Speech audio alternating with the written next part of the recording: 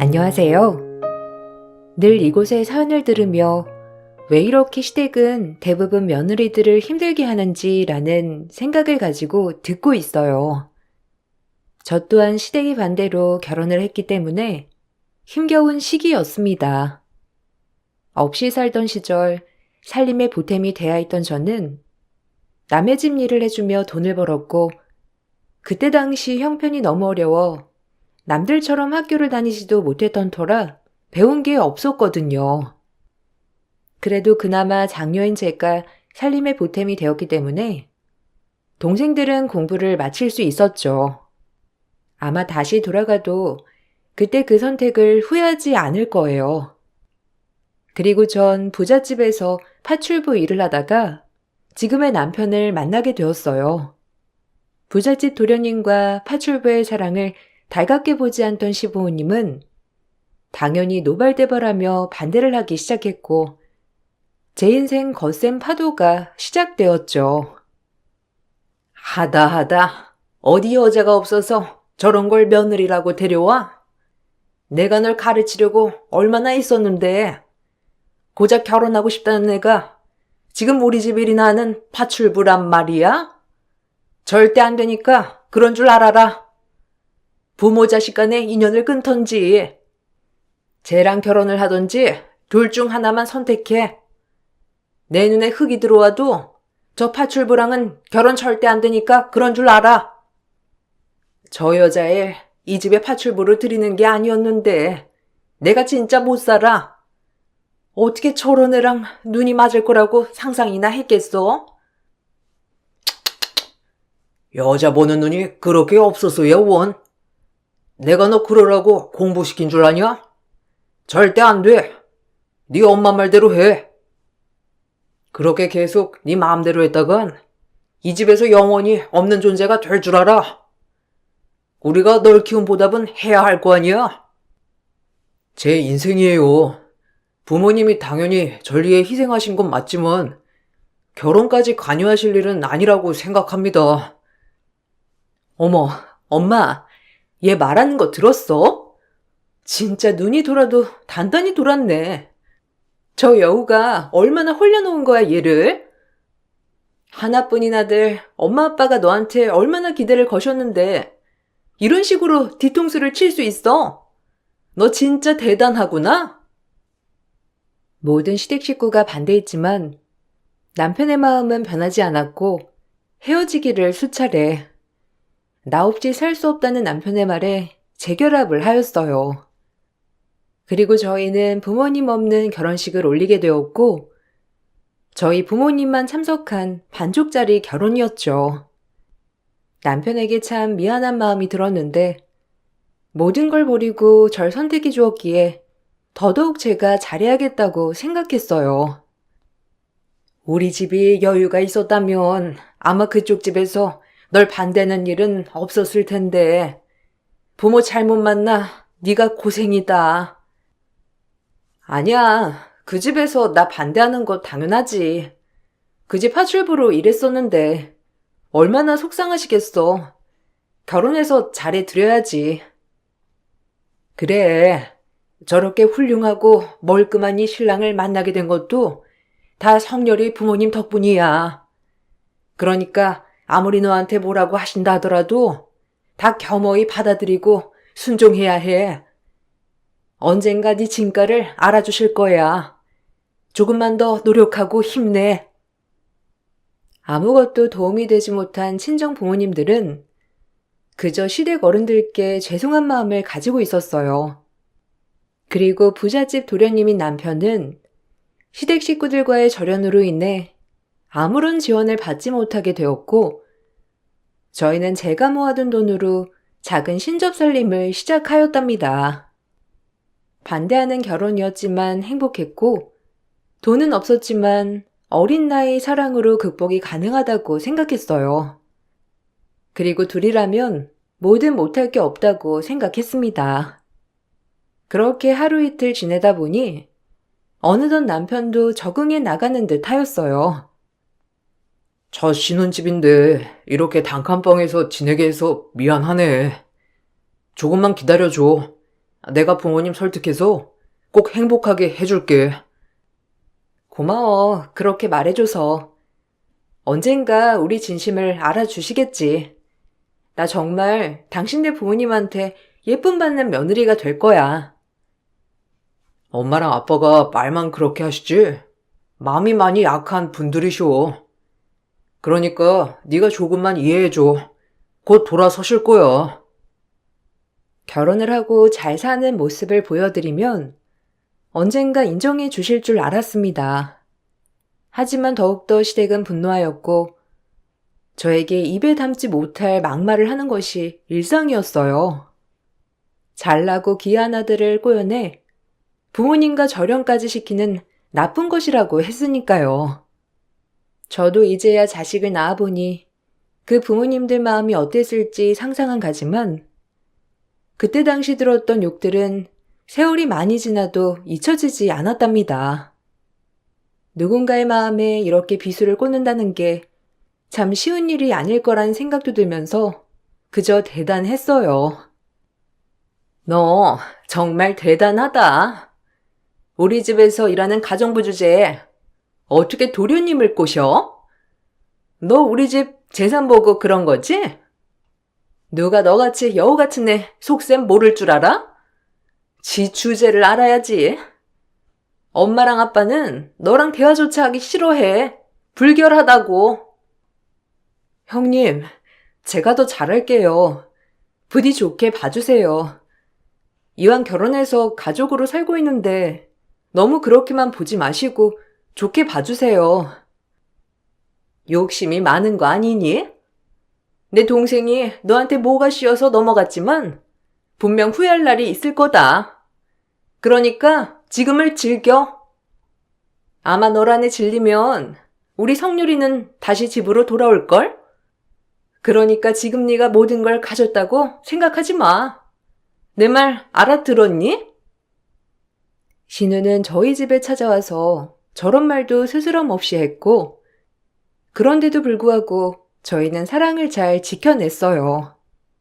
하지만 3년이 지났고 슬슬 어렵게 사는 형편이 지겨진 남편은 저 모르게 시댁과 내통을 하는 일이 잦아졌죠. 그쯤 남편의 어머니도 아들을 잃었다는 허한 마음이 들었는지 점차점차 남편을 받아주기 시작했어요.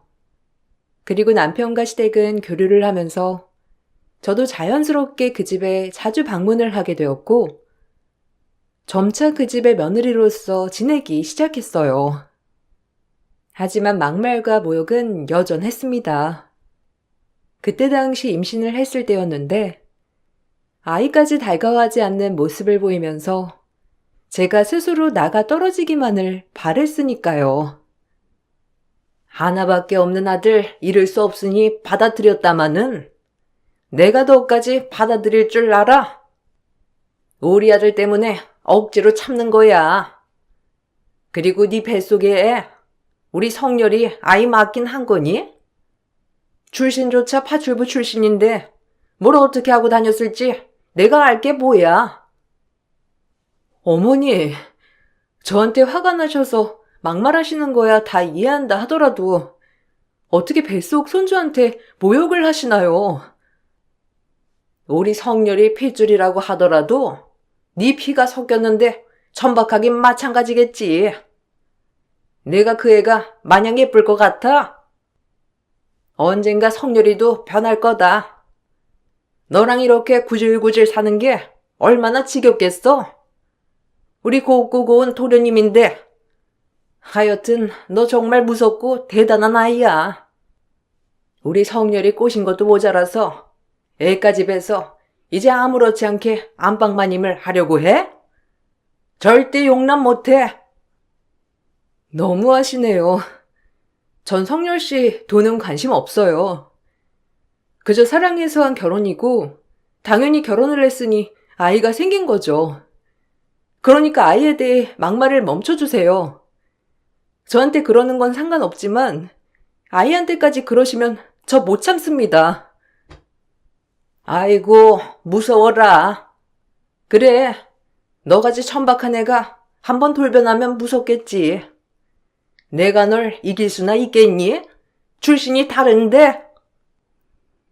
아무리 제가 노력해도 시어머니는 절 받아주지 않았고, 그로부터 꽤 시간이 지난 날 아이는 태어났어요. 남편 가정 기뻐했지만 본인의 손주임에도 불구하고 시댁 식구들은 단 한 명도 제 병원에 방문하지 않았어요. 축복받아야 할 아이가 태어나자마자 외면받았다는 사실에 얼마나 속이 상해 울었는지, 그리고 다짐했어요. 우리 아이를 정말 행복하고 밝게 키워낼 거라고 말이에요. 쟨 뭐하러 데려왔냐? 성렬이 너만 오지? 보기 싫은 애가 2명이나 있네. 아주 호까지 딸려가지고 이젠 꼴 보기 싫어. 그러니까. 아니, 생긴 것도 완전 옳게 판박이잖아. 어쩜 성렬이 닮은 구석이 하나도 없어? 진짜 성렬이 딸 맞는 거야?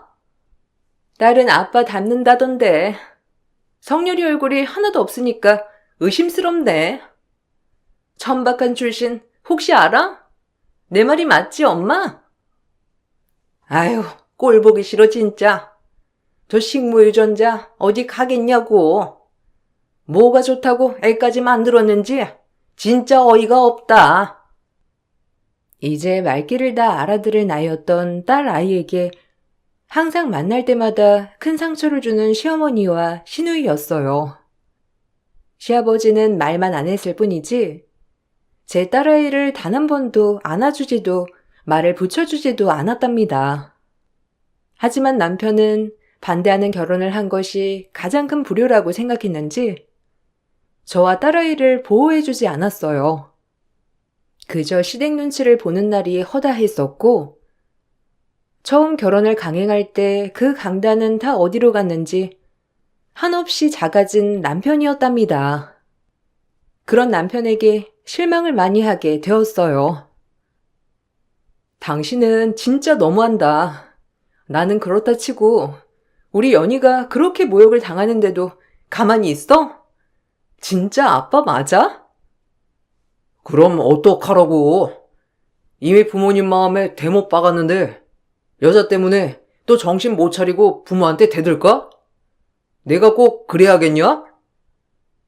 그래, 당신은 늘 이런 식이지. 나만 안 만났다면 부잣집 도련님으로 평생 부모님 마음에 대못 박을 일 없이 살았을 텐데. 나은 애 때문에 이렇게 된 거야. 그렇지?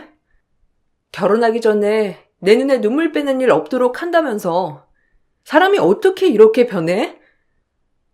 그만하자. 너랑 이렇게 입씨름하는 것도 힘들어.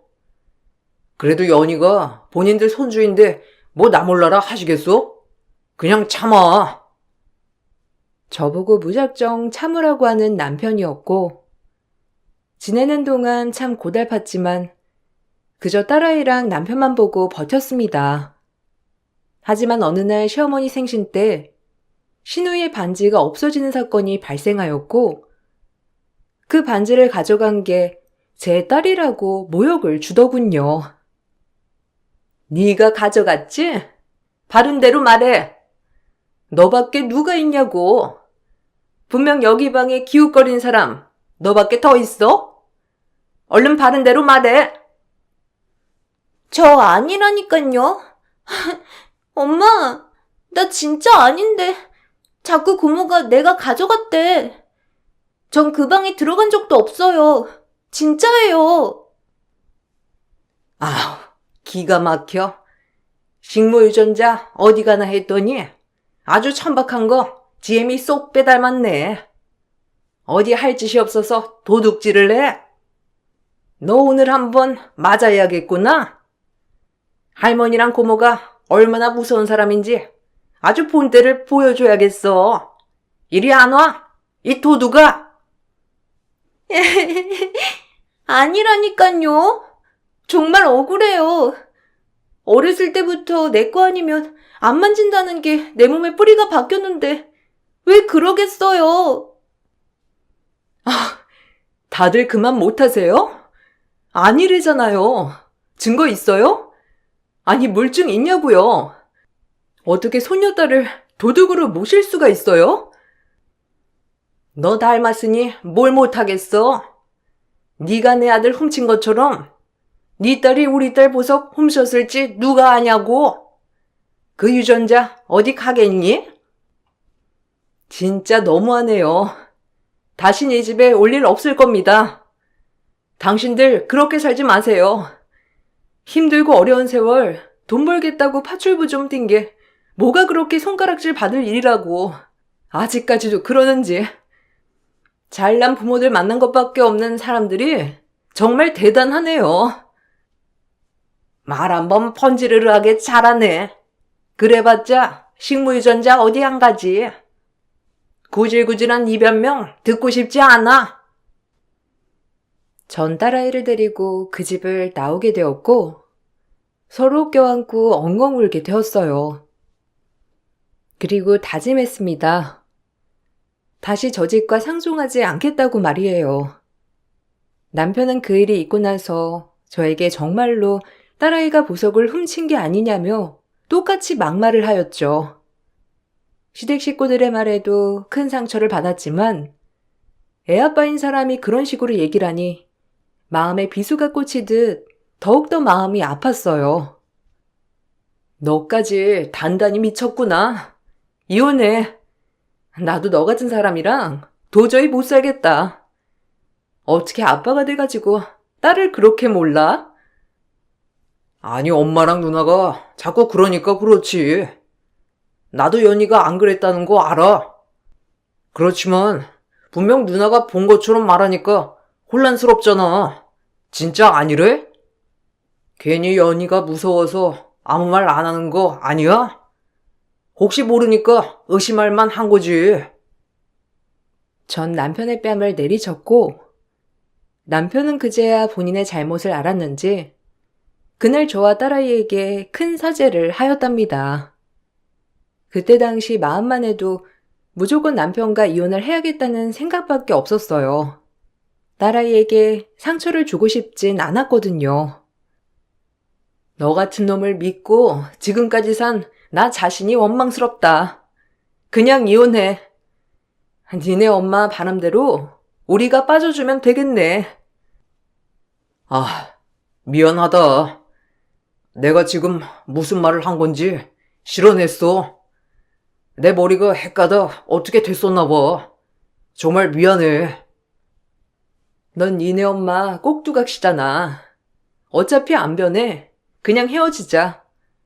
그럼 니네 엄마도 기쁠 거고 너도 너네 부모 마음에 대못 안 박아서 좋을 거 아냐. 상부상조인데 왜 그래? 이제야 헤어지자고 하니까 좋아서 그러니? 너란 남자 진짜 비겁해. 내가 너랑 연이 없이 어떻게 살아?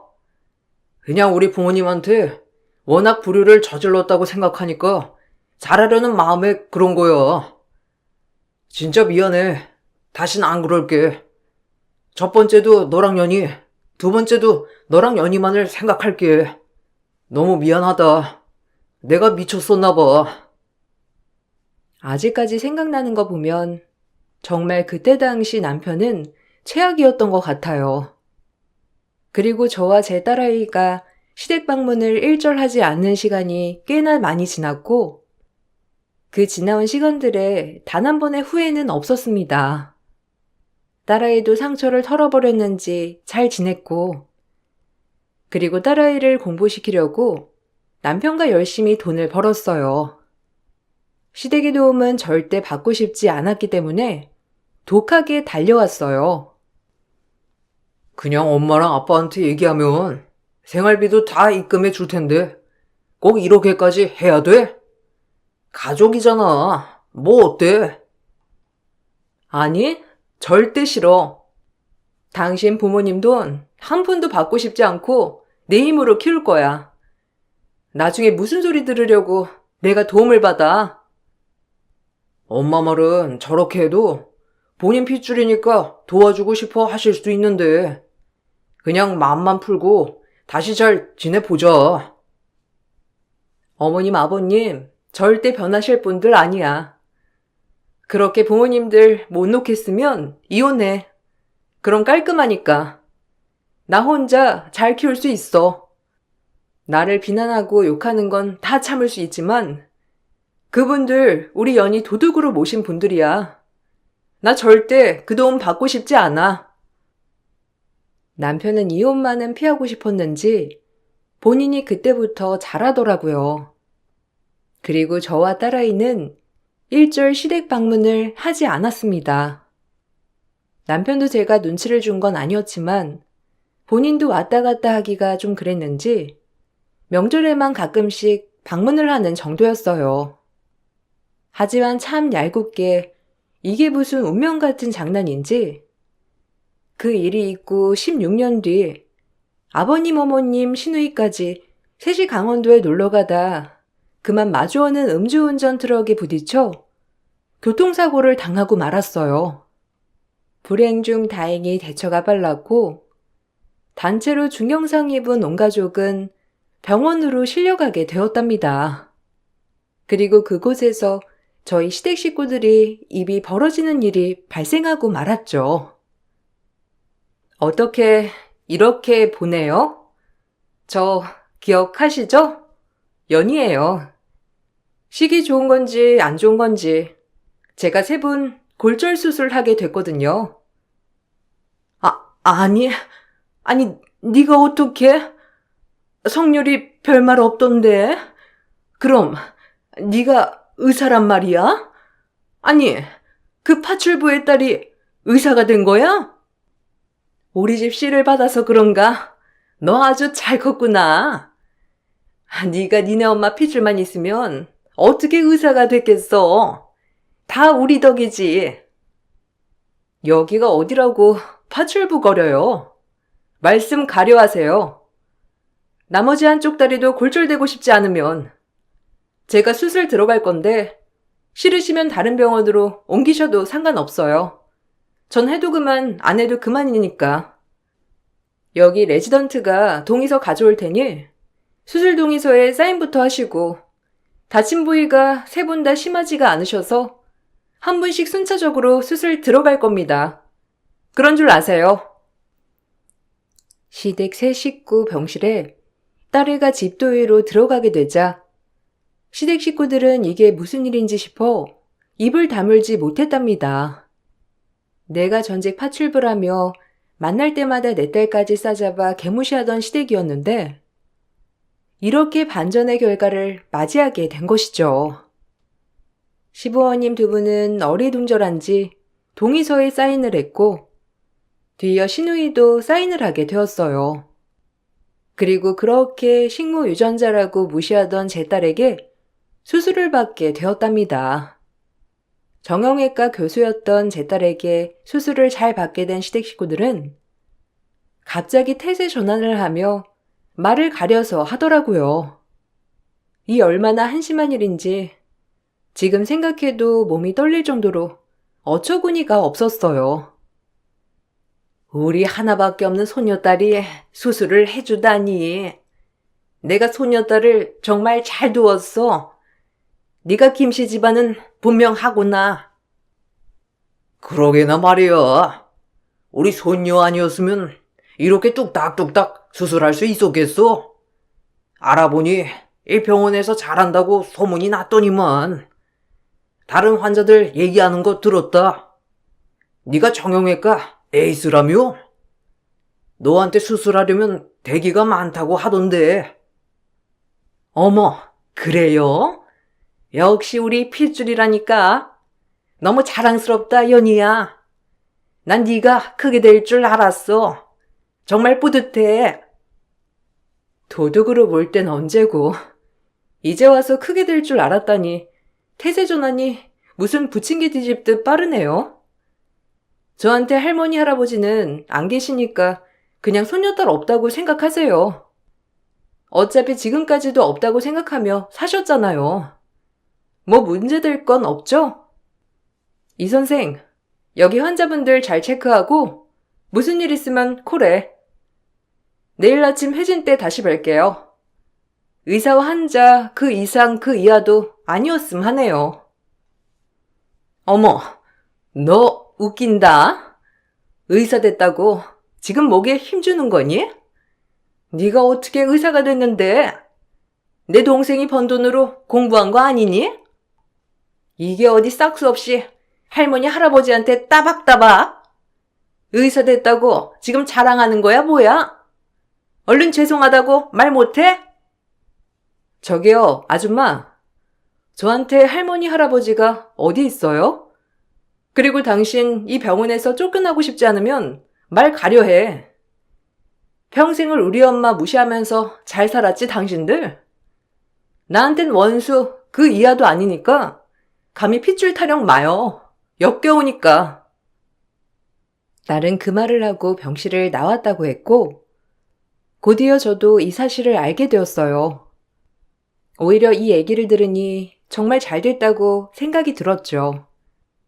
우리 딸 이렇게 훌륭하게 자라서 그렇게 무시하던 사람들 앞에서 당당히 말이라도 할 수 있다는 게 어딘가 싶으면서 말이에요.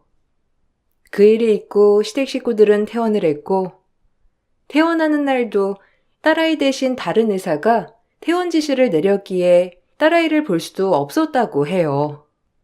시부모님은 이 사실을 남편에게 얘기하며 그래도 하나밖에 없는 핏줄인데 만나야 하지 않겠냐고 멍멍이 소리를 했고 남편 또한 제 딸아이와 본인 부모님을 만날 시기를 보며 자리를 마련했습니다. 내가 왜 만나? 나한텐 할머니, 할아버지가 어딨다고. 나 아직도 기억나. 그날 도둑으로 몰면서 비아냥거렸던 거. 근데 이제야 손녀라고? 왜? 의사 되니까 본인들 핏줄이래?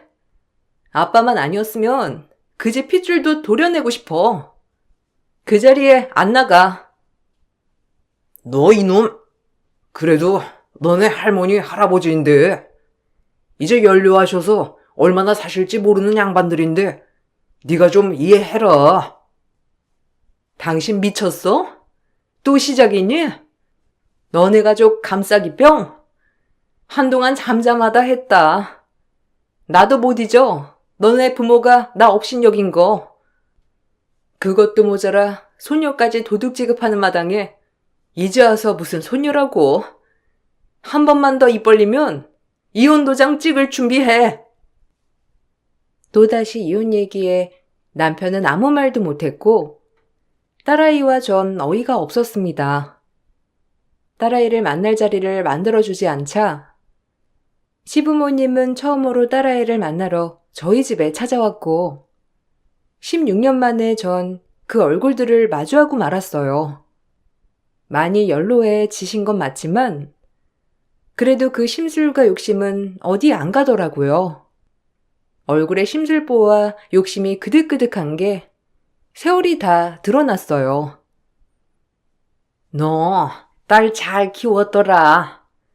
그래도 너 안 닮아서 의사까지 되고 너도 알다시피 우리 성렬이 핏줄 연이 고거 하나인데 이제라도 우리랑 교류해야 하지 않겠니? 김씨 집안의 유일한 자손인데 네가 마음 좀 돌려서 우리 좀 보게 해줘. 네 말은 잘 듣잖니. 웃기네요. 뻔뻔한 것도 여전하시고요. 이제 와서 당신 아들 호람이 만들고 싶지 않으면 돌아가세요. 한 번만 더 무리하게 찾아오면 손녀고 뭐고 당신 아들 호랍이 되는 겁니다. 저 2번 말 안 해요. 제가 저리 본인 가족밖에 모르는 인간이랑 왜 이제껏 살았냐면요. 우리 딸 나중에 한부모 가정이라고 손가락질 받지 말라고 참은 거거든요. 근데 이제 연희도 다 컸겠다. 절 이해해 주겠죠.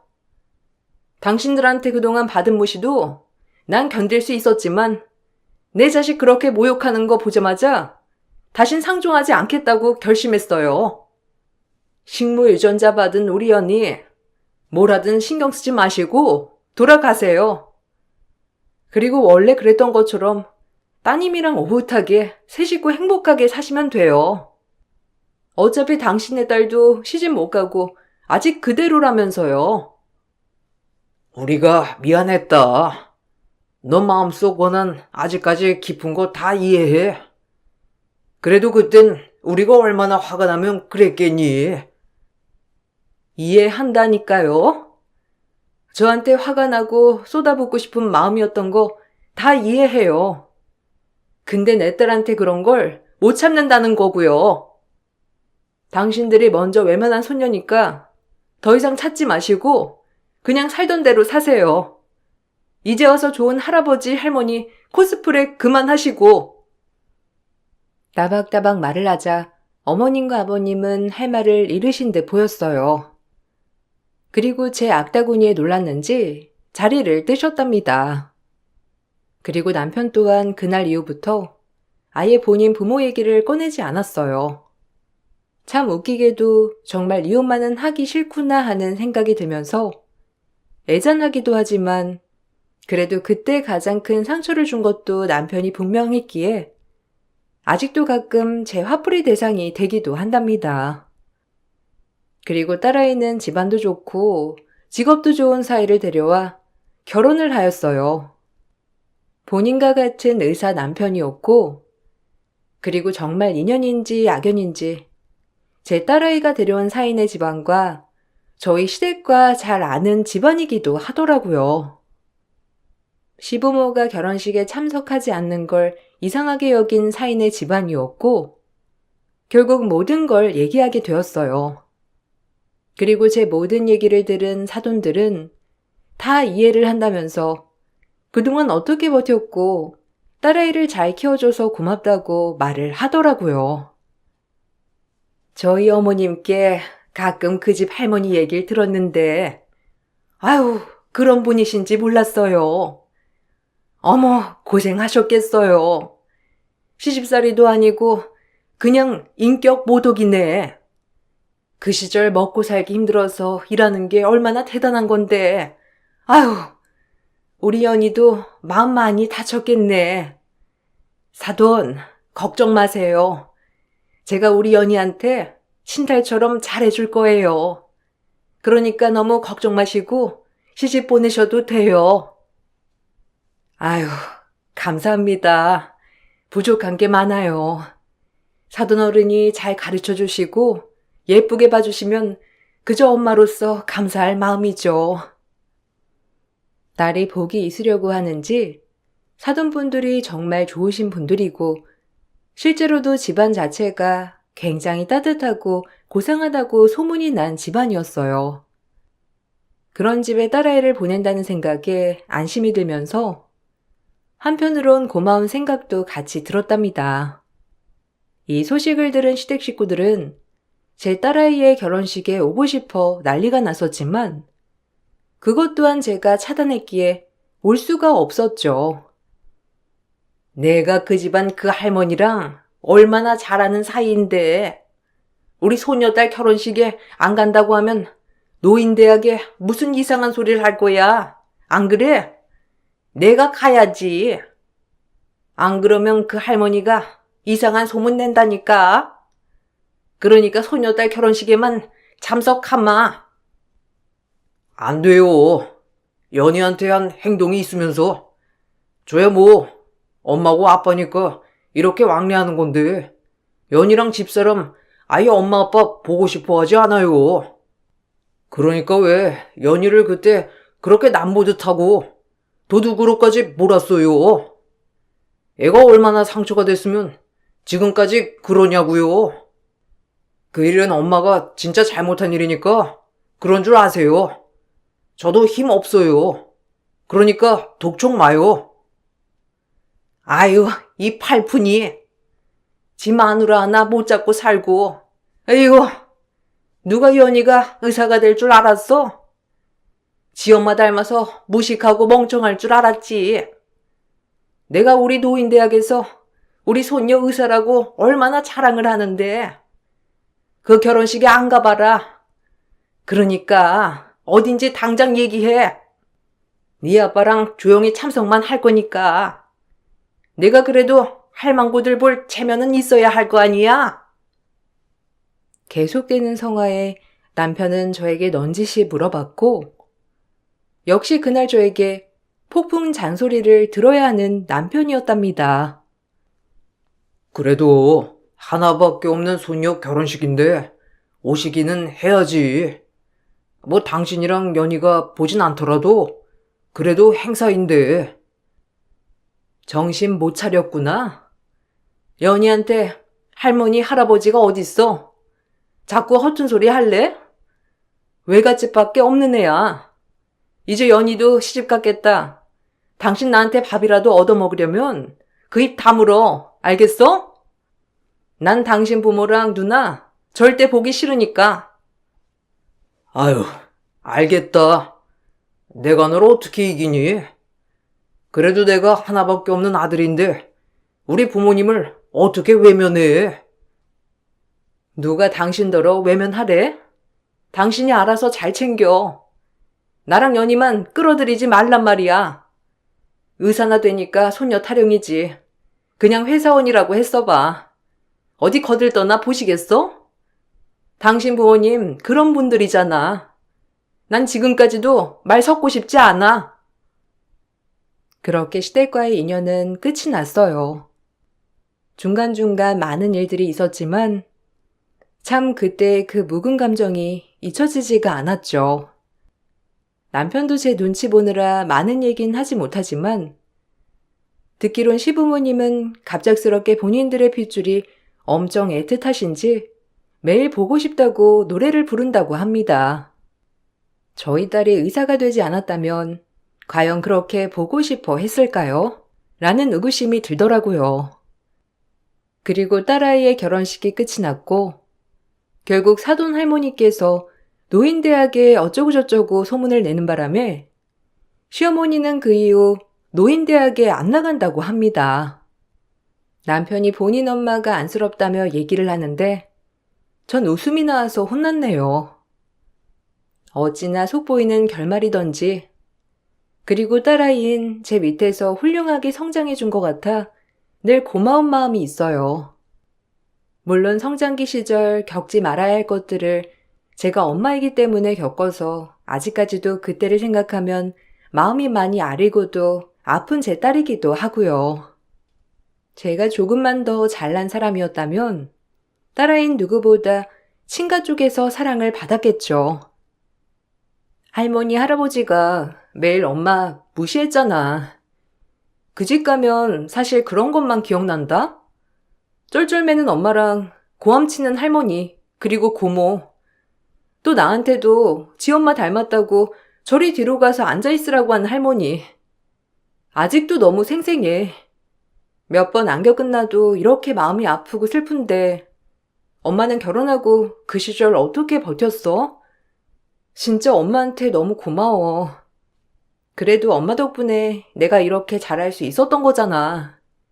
가끔 엄마한테 핀잔 먹는 아빠도 불쌍하긴 한데 그 시절 우리를 보호해주지 않은 아빠를 생각하면 지금 이렇게 핀잔 먹는 건 당연하다 싶기도 하고. 여하튼 엄마 너무 고마워. 네가 이렇게 말해주니 엄마가 인생을 잘못 살지 않은 것 같아서 너무 기쁘다. 내가 더 고마워, 연희야. 한참이나 부족한 엄마 밑에서 이렇게 훌륭하게 자라줘서. 사실 너 혼자 큰 거나 다름없지. 공부도 열심히 혼자 하고 엄마가 해준 게 없는데 이렇게 남부럽지 않게 성장해줘서 그게 더 고마울 따름이야. 엄마한테 너무 소중한 우리 딸 사랑한다. 한 번은 딸아이가 이렇게 말을 해주는데 어찌나 눈물이 나는 걸 참았는지. 남편과 결혼을 하고 후회하지 않는 건 지금의 딸아이가 있기 때문이고 남편에게 고맙기도 미안하기도 하지만 가끔 과거를 생각하면 미운 마음이 올라오기도 하더라고요. 이러면서 사는 게 부부겠죠. 때로는 투닥투닥, 때로는 서로를 안쓰러워하면서 말이에요. 전 남들처럼 포용력이 넓지 못해서 아직까지 시부모님들이 안쓰럽거나 용서해드리고 싶은 마음은 전혀 없어요. 그냥 지금처럼 이렇게 서로 남보듯이 지냈으면 하는 바람이랍니다. 이제 원망도 미움도 없이 그냥 이렇게 모른 채 하면서 사는 게 오히려 저에게 도움이 되는 것 같거든요. 이 글을 쓰는데 창밖에 눈이 오네요. 올겨울 따뜻이 보내시길 바라면서 이만 글을 마칠게요. 감사합니다. 안녕하세요. 저는 청각장애 부모님 밑에서 무한한 사랑을 받고 자란 30대입니다. 아빠는 제가 고등학교에 들어가면서 사고로 돌아가셨고, 그 후로는 엄마와 단둘이 살았었는데요. 넉넉한 형편은 아니지만 저를 위해서 최선을 다해 주셨어요. 부모님께서는 혹여나 제가 귀가 잘 안 들릴까 걱정하셨지만 저는 건강하게 잘 자랐어요. 아빠가 돌아가시고 나서는 생활이 조금 더 힘들어지긴 했지만 엄마는 엄마가 할 수 있는 모든 일들을 하셨죠. 가장 걱정하셨던 거라면 아무래도 제 앞날이셨던 것 같아요. 엄마가 청각장애를 가지고 계시니 혼사에 방해가 될까 싶어서 걱정이 많으셨답니다. 엄마의 건강과는 다르게 저의 상황을 모두 이해해주는 남편을 만나게 되었어요. 남편은 처음부터 저희 집 상황을 다 알고 있었고 적극적으로 결혼을 추진했죠. 당연히 시모께서는 절 마음에 들어 하시지 않으셨는데 처음 인사를 가던 날 시모는 방에서도 나와보지 않으셨고 겨우 남편 손에 이끌려서 거실로 나오시긴 했지만 끝내 저에게 모진 말만 하셨죠. 내가 정말 100번 1000번 양보해서 가난한 집 딸이라고 해도 이해해 주려고 했어. 아니 홀어머니 외동딸이라 엄마 모시고 살아야 한다고 해도 속은 상하지만 그럴 수 있지. 여자의 잘못은 아니니 그럴 수 있다고 생각했다고. 근데 뭐? 부모한테서 장애가 있다고? 그런 집안에서 태어난 애가 멀쩡할 거라는 건 어떻게 확신할 수 있니?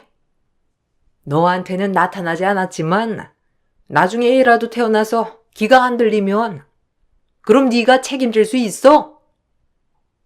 어머님, 제가 마음에 안 드실 거라는 거 저도 이해해요. 저였어도 당연히 신체 건강한 부모 밑에서 잘 자란 사람과 결혼을 시키고 싶었을 거예요.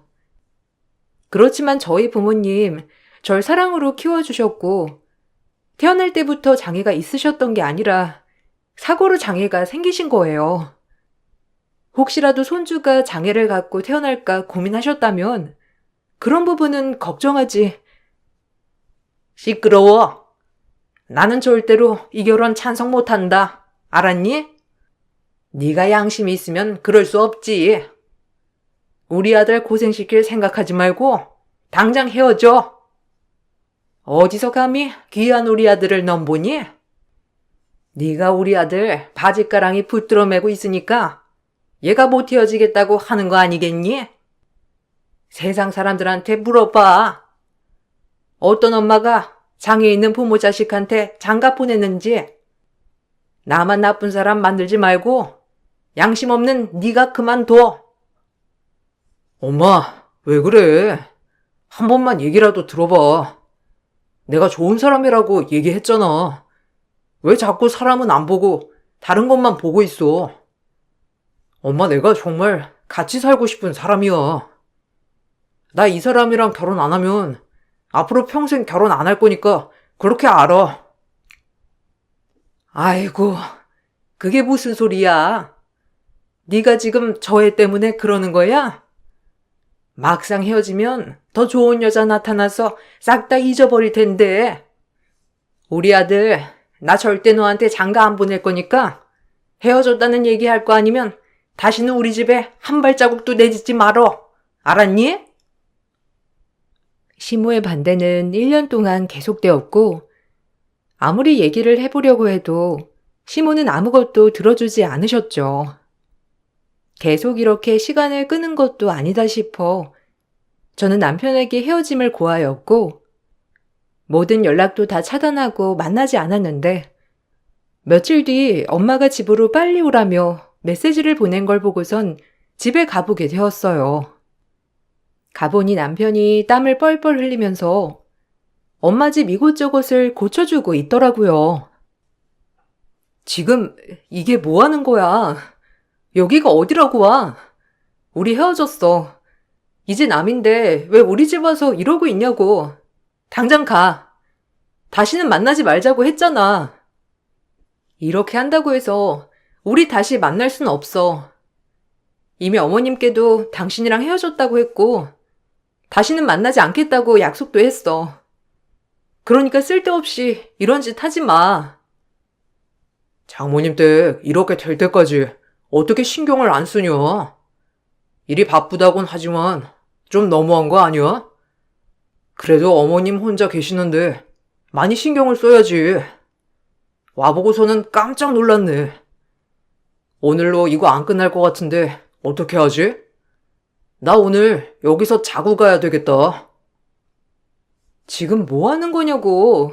당장 나가. 이런 거 안 해줘도 되니까 빨리 가라고. 이제 우리 상관없는 사이잖아. 갑자기 찾아와서 이러는 이유가 뭔데? 당신도 힘들어 했잖아. 우리 이렇게 계속 만난다고 정답이 있을 것 같아? 그런 거 하나도 없으니까 당신도 이제 그만해. 서로 지치는 일일 뿐이야. 왜 부딪혀 보지도 않고 벌써 그만둬? 난 엄마랑 안 봐도 상관없어.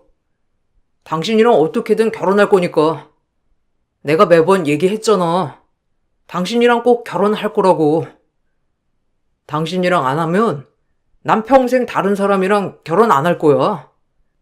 엄마한테도 이렇게 말하고 나온 거야. 그러니까 우리 그만, 다른 사람들 때문에 싸우는 일은 그만하자. 우리가 왜 상관이 없는 사이야. 너는 내 부인이 될 거고 어머님은 내 장모님인데.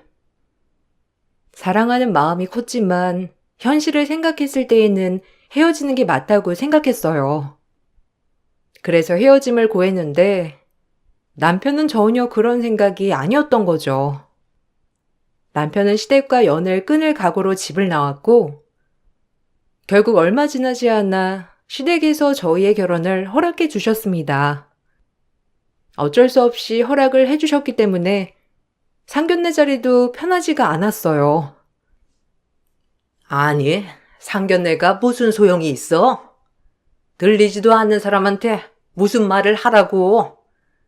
너희는 내 열통 터지는 일에 굳이 보려고 이런 자리 마련한 거니?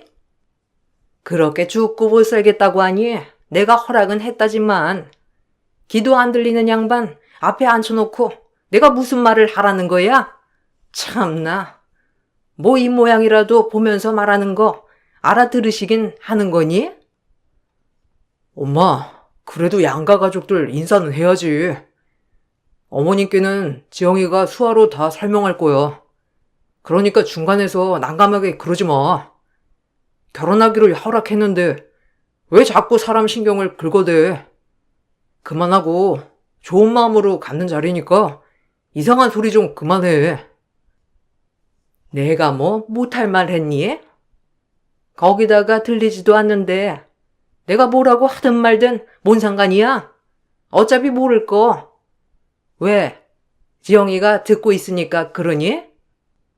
쟤는 어차피 내가 자기 마음에 안 들어 하는 거 알잖아. 결혼 각오했으면 내가 이 정도는 말할 거라는 거 다짐은 하고 있어야 하는 거 아니니? 하여튼 지영이 너도 네 엄마한테 똑똑히 전해.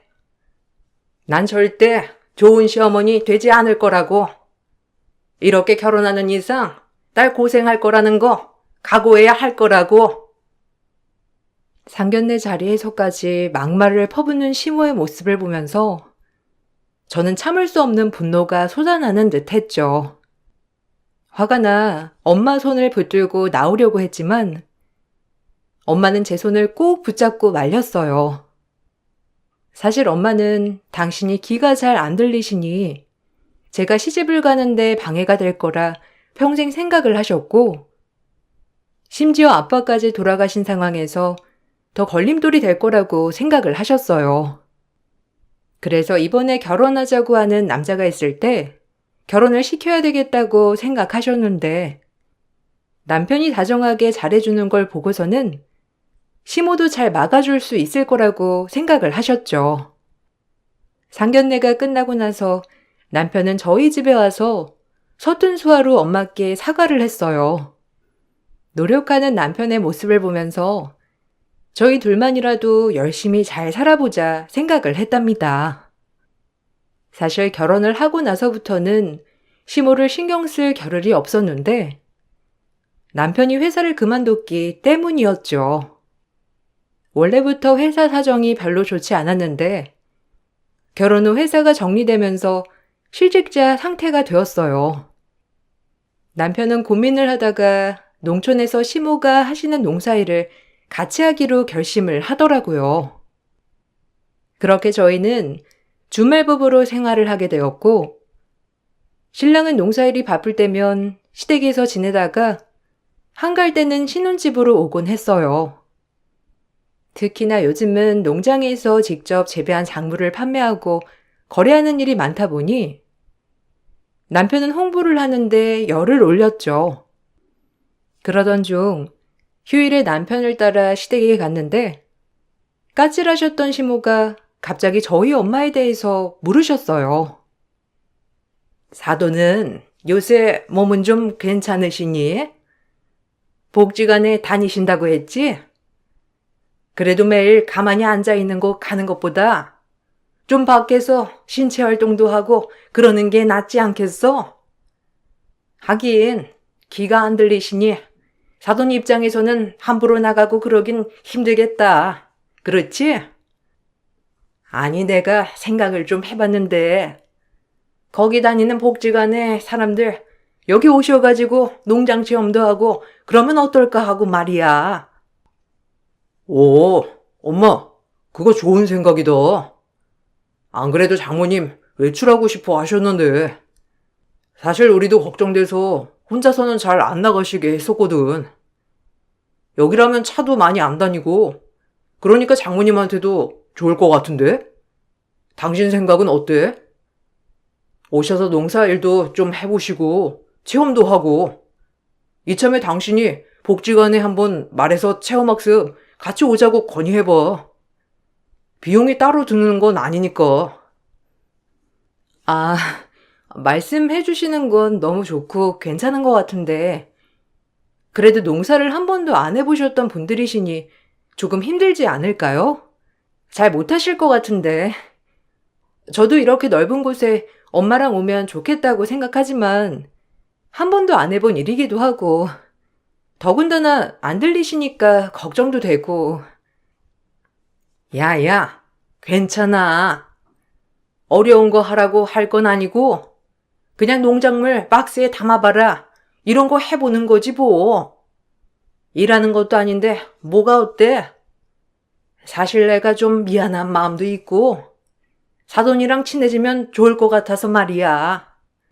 실내에서만 있으면 좀 답답하고 그러시지 않겠어? 그래도 밖에 나오는 게 낫지. 그래, 나도 그렇게 생각해.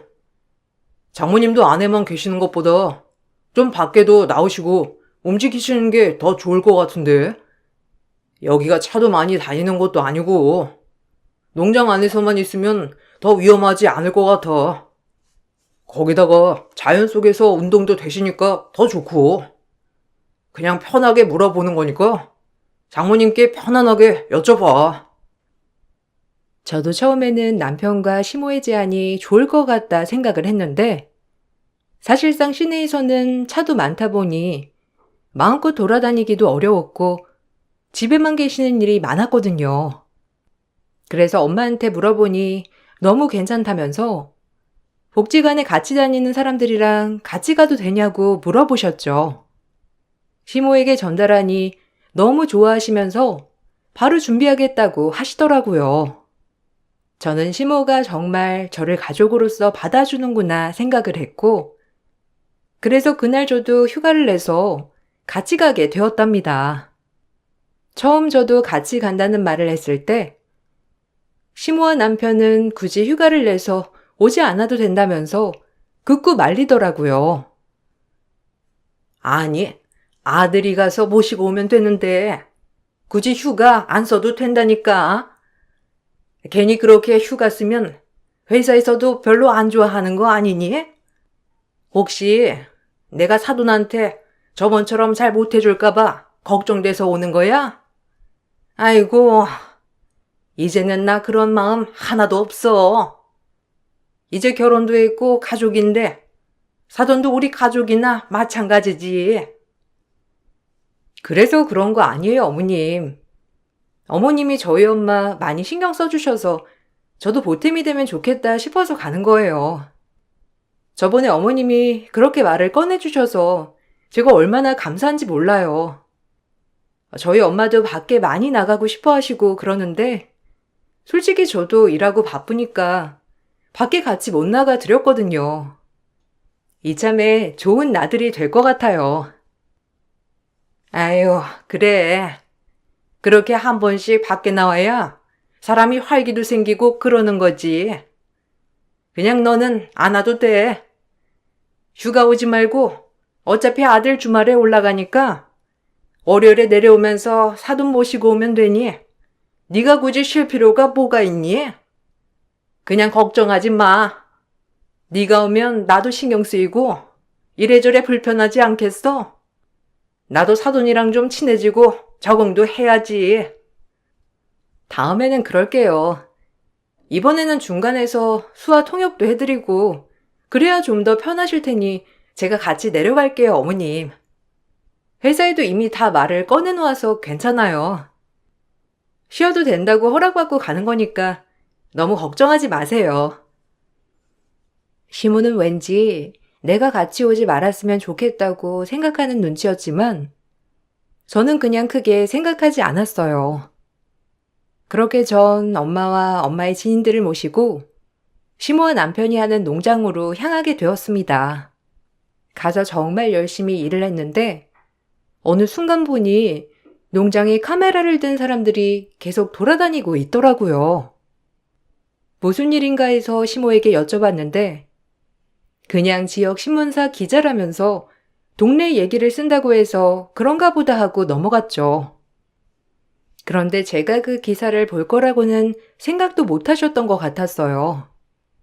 근무를 하던 중에 문득 그때 촬영하던 것이 생각나 지역신문을 찾아보게 되었어요. 그런데 너무나 놀라웠던 게 바로 지역신문에 대문짝만하게 시댁 농장이 장애인들도 고용하는 착한 기업이라고 나와 있었던 거죠. 여보, 당신 이거 신문기사 봤어? 내가 아까 링크 보내줬는데 이거 정정해야 하는 거 아니야? 우리 그냥 체험하러 간 거고 거기서 일하고 있는 사람도 아니잖아. 아니 근데 어떻게 이런 기사를 낼 수가 있지? 엄마 인터뷰를 한 것도 아닌데 어떻게 이렇게 자세히 청각장애 있는 것까지 다 나와 있고 좀 이상한 것 같아. 그냥 우리말 우연히 들어서 그런 거겠지. 그리고 정정해서 뭐해. 어차피 작은 지역신문이니까 신경 안 써도 돼. 그렇게 해도 그 신문 별로 보는 사람도 없고 신경 쓰지 마. 그때 안 그래도 신문사에서 그냥 사진 좀 찍겠다고 하길래 놀랐는데 그렇게 기사가 올라갔구나. 전혀 몰랐어. 엄마한테도 말해드려야겠다. 그러게. 어떻게 이렇게 떡하니 사진까지 올리고 좀 그렇다. 그렇지? 얼굴이야 자세히 안 나왔지만 솔직히 사실이 아닌 거라서 좀 걱정되긴 하는데 괜찮겠지? 여기서는 어떻게 사실관계 확인도 안 하고 막 올릴 수가 있지? 정말 신기하네. 그러니까 나도 진짜 신기하다. 근데 어떻게 기사를 봤어? 이거 지역 신문이라서 굳이 찾아보지 않으면 기사 잘 못 볼 텐데.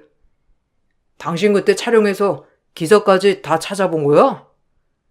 나도 그때 촬영한 거 그냥 잊어버리고 있었는데 당신 그거 신경 많이 쓰였구나. 시댁 농장은 착한 기업으로 소개가 되어 있었고 그 기사를 남편에게 보내주니 대수롭지 않게 생각하고 넘기더라고요. 저는 정정 기사를 내거나 혹은 기사를 내려야 하는 거 아닌가 했는데 아무렇지 않게 생각하는 남편의 모습을 보면서 의아했죠. 그런데 그 다음부터 시모와 남편의 행적이 묘하게 수상해지기 시작했어요. 어느 날은 시모가 말없이 제가 사는 지역으로 찾아왔고 뜬금없이 저희 엄마가 계시는 복지관으로 가자면서 저를 이끄셨어요. 시모는 복지관에 가서 사람들과 어울려서 시간도 보내시더라고요. 관장님께도 이런저런 얘기를 했는지 나중에 관장님께서 직접 저에게 말을 꺼내 오셨어요. 시어머님께서 지방에서 농사 지으신다고 하시더라고요. 맞나요? 아드님이랑 같이 하신다면서 저번에 지영씨 어머님이랑 다른 분들이랑 같이 거기 갔었다면서요? 안 그래도 다들 나들이 갔다 올 거라고 하셔서 깜짝 놀랐었거든요.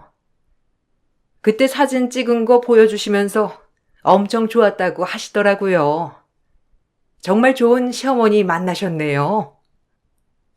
아, 그러니까요. 저도 참 저희 시어머니께서 이렇게 저를 생각해 주실 줄이야. 어머님께서 여기로 봉사활동을 주기적으로 오고 싶다고 하시던데 농사를 지으셔서 농산물 이런 것도 지원하면 좋을 것 같고 저번처럼 복지관 사람들 다 같이 농장으로 초대해서 시간 보내는 것도 좋을 것 같다고 하시더라고요. 네, 안 그래도 저한테도 복지관 사람들이 몇 명이냐, 다들 장애가 있으신 거냐 이것저것 많이 물어보셨어요. 평소에도 봉사에 대해서 관심이 정말 많으셨던 모양이더라고요. 같이 이동해서 농장 체험 이런 걸 해보면 어떻겠냐고 하셔서 저도 괜찮은 아이디어 같다고 말씀드렸어요. 아무래도 이래저래 신경 써야 할 부분들이 있다 보니 넓고 안전한 곳이라면 저도 괜찮을 것 같아서요. 아, 정말요? 어머님께서 여기 복지관 사람들도 다 같이 농장 체험했으면 좋겠다고 하셨어요? 와, 그건 저도 처음 들었네요. 생각보다 시어머니께서 관심이 많으셨나 봐요. 관장님 생각은 어떠세요? 괜찮으시면 자주는 아니더라도 한 번쯤 가보는 것도 괜찮을 것 같아요. 시모는 주기적으로 복지관을 찾아오셨고 평일에 전부는 아니더라도 몇 명의 복지관 사람들을 농장으로 데려가 체험을 시켜주는 듯 했어요. 그러는 사이 저도 생업이 바빠 그쪽으로는 신경 쓰지 못했었는데 어느 날 우연히 남편이 집에 온 날 본 메시지를 보고선 경악을 금치 못했습니다. 시모는 남편에게 여러 번 신문기사를 담은 링크를 보내왔더라고요. 그 링크를 하나하나 들어가 보니 바로 시댁농장이 장애인 고용을 하면서 착한 기업 거기다가 꾸준히 장애인 봉사를 하는 사장으로 소개가 되어 있었죠. 정 그 링크를 보고 너무나 경악할 수밖에 없었는데 농촌 체험으로 참가했던 다른 복지관 사람들의 얼굴이 그대로 실리고 있었습니다. 시모는 남편에게 자기 말대로 하면 다 잘 될 거라고 하지 않았냐며 이렇게 될 줄 알았다고 메시지를 보내왔고 남편도 그 말에 동조하고 있었어요. 여보, 도대체 이게 무슨 소리야? 자기 말대로만 하면 사업이 잘 될 거라고 하는 게 도대체 무슨 소리인지 모르겠네. 그리고 이 링크들은 다 뭔데? 여기 나온 사람들 엄마네 복지관 사람들 아니야?